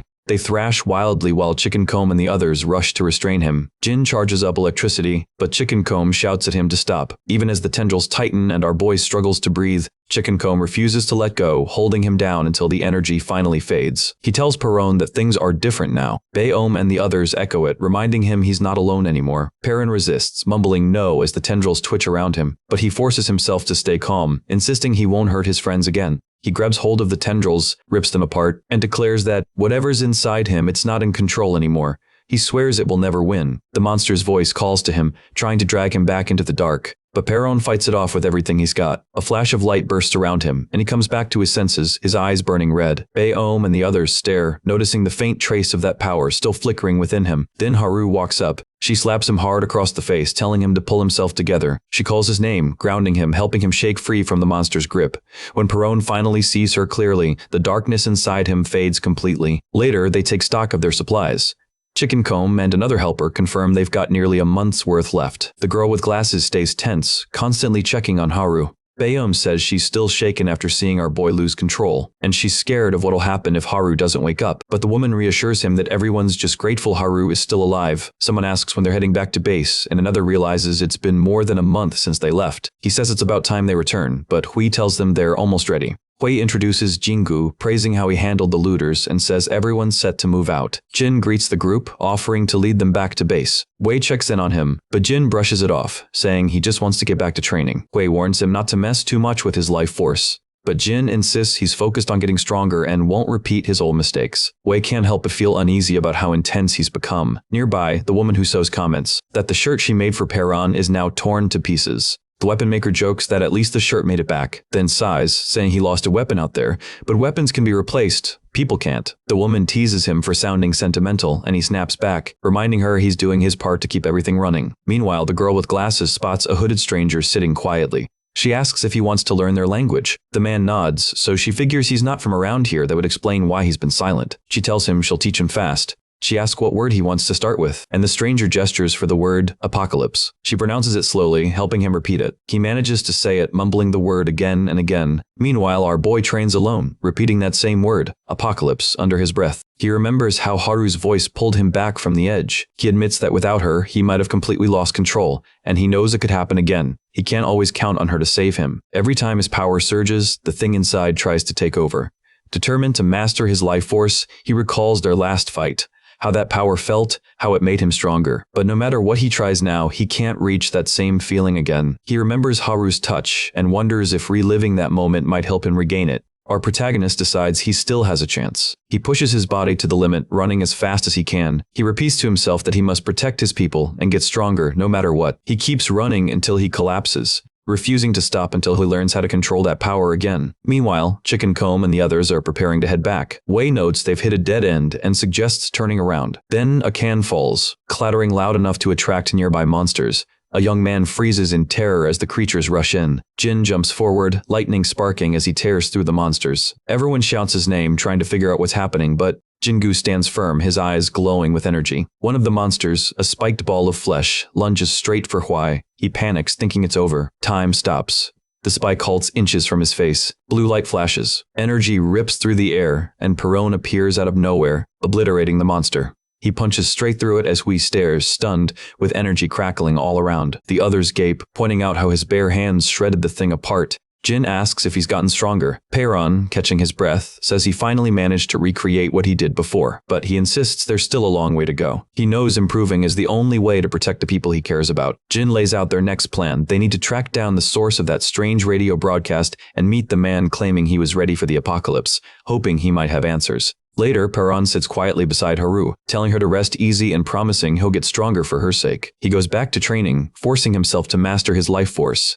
His veins strain, his eyes shift, and the pressure in his body builds as he pushes past his limit. Chicken Comb watches with Jingu, both keeping an eye on him, as his eye takes on an unsettling, almost inhuman look. Then, after a deep breath, he finally regains control. Baeom Huang calls out, telling him to hold up. But Chicken Comb steps closer, checking if he's okay. Perron's red eye stares forward, unblinking, as a dark silhouette flickers in the back of his mind. Still, he insists he's fine. The group keeps moving through the ruins. Sometime later, someone wandering nearby spots a pair of broken glasses. Shocked by how badly they're shattered, others gather around, one of them getting called out for slacking off and trying to laugh it off. That's when the leader notices the glasses. He freezes, demanding to know where they were found. The person stammers that they were just lying on the ground. But another recognizes the glasses by the attached chain and suddenly panics, yelling for everyone to get out of there. It's too dangerous. One of them scoffs, thinking it's just a lucky find and not worth the panic. The leader snaps back, explaining that if those glasses are here, it means their owner is still alive. Someone else speaks up, saying they saw him earlier.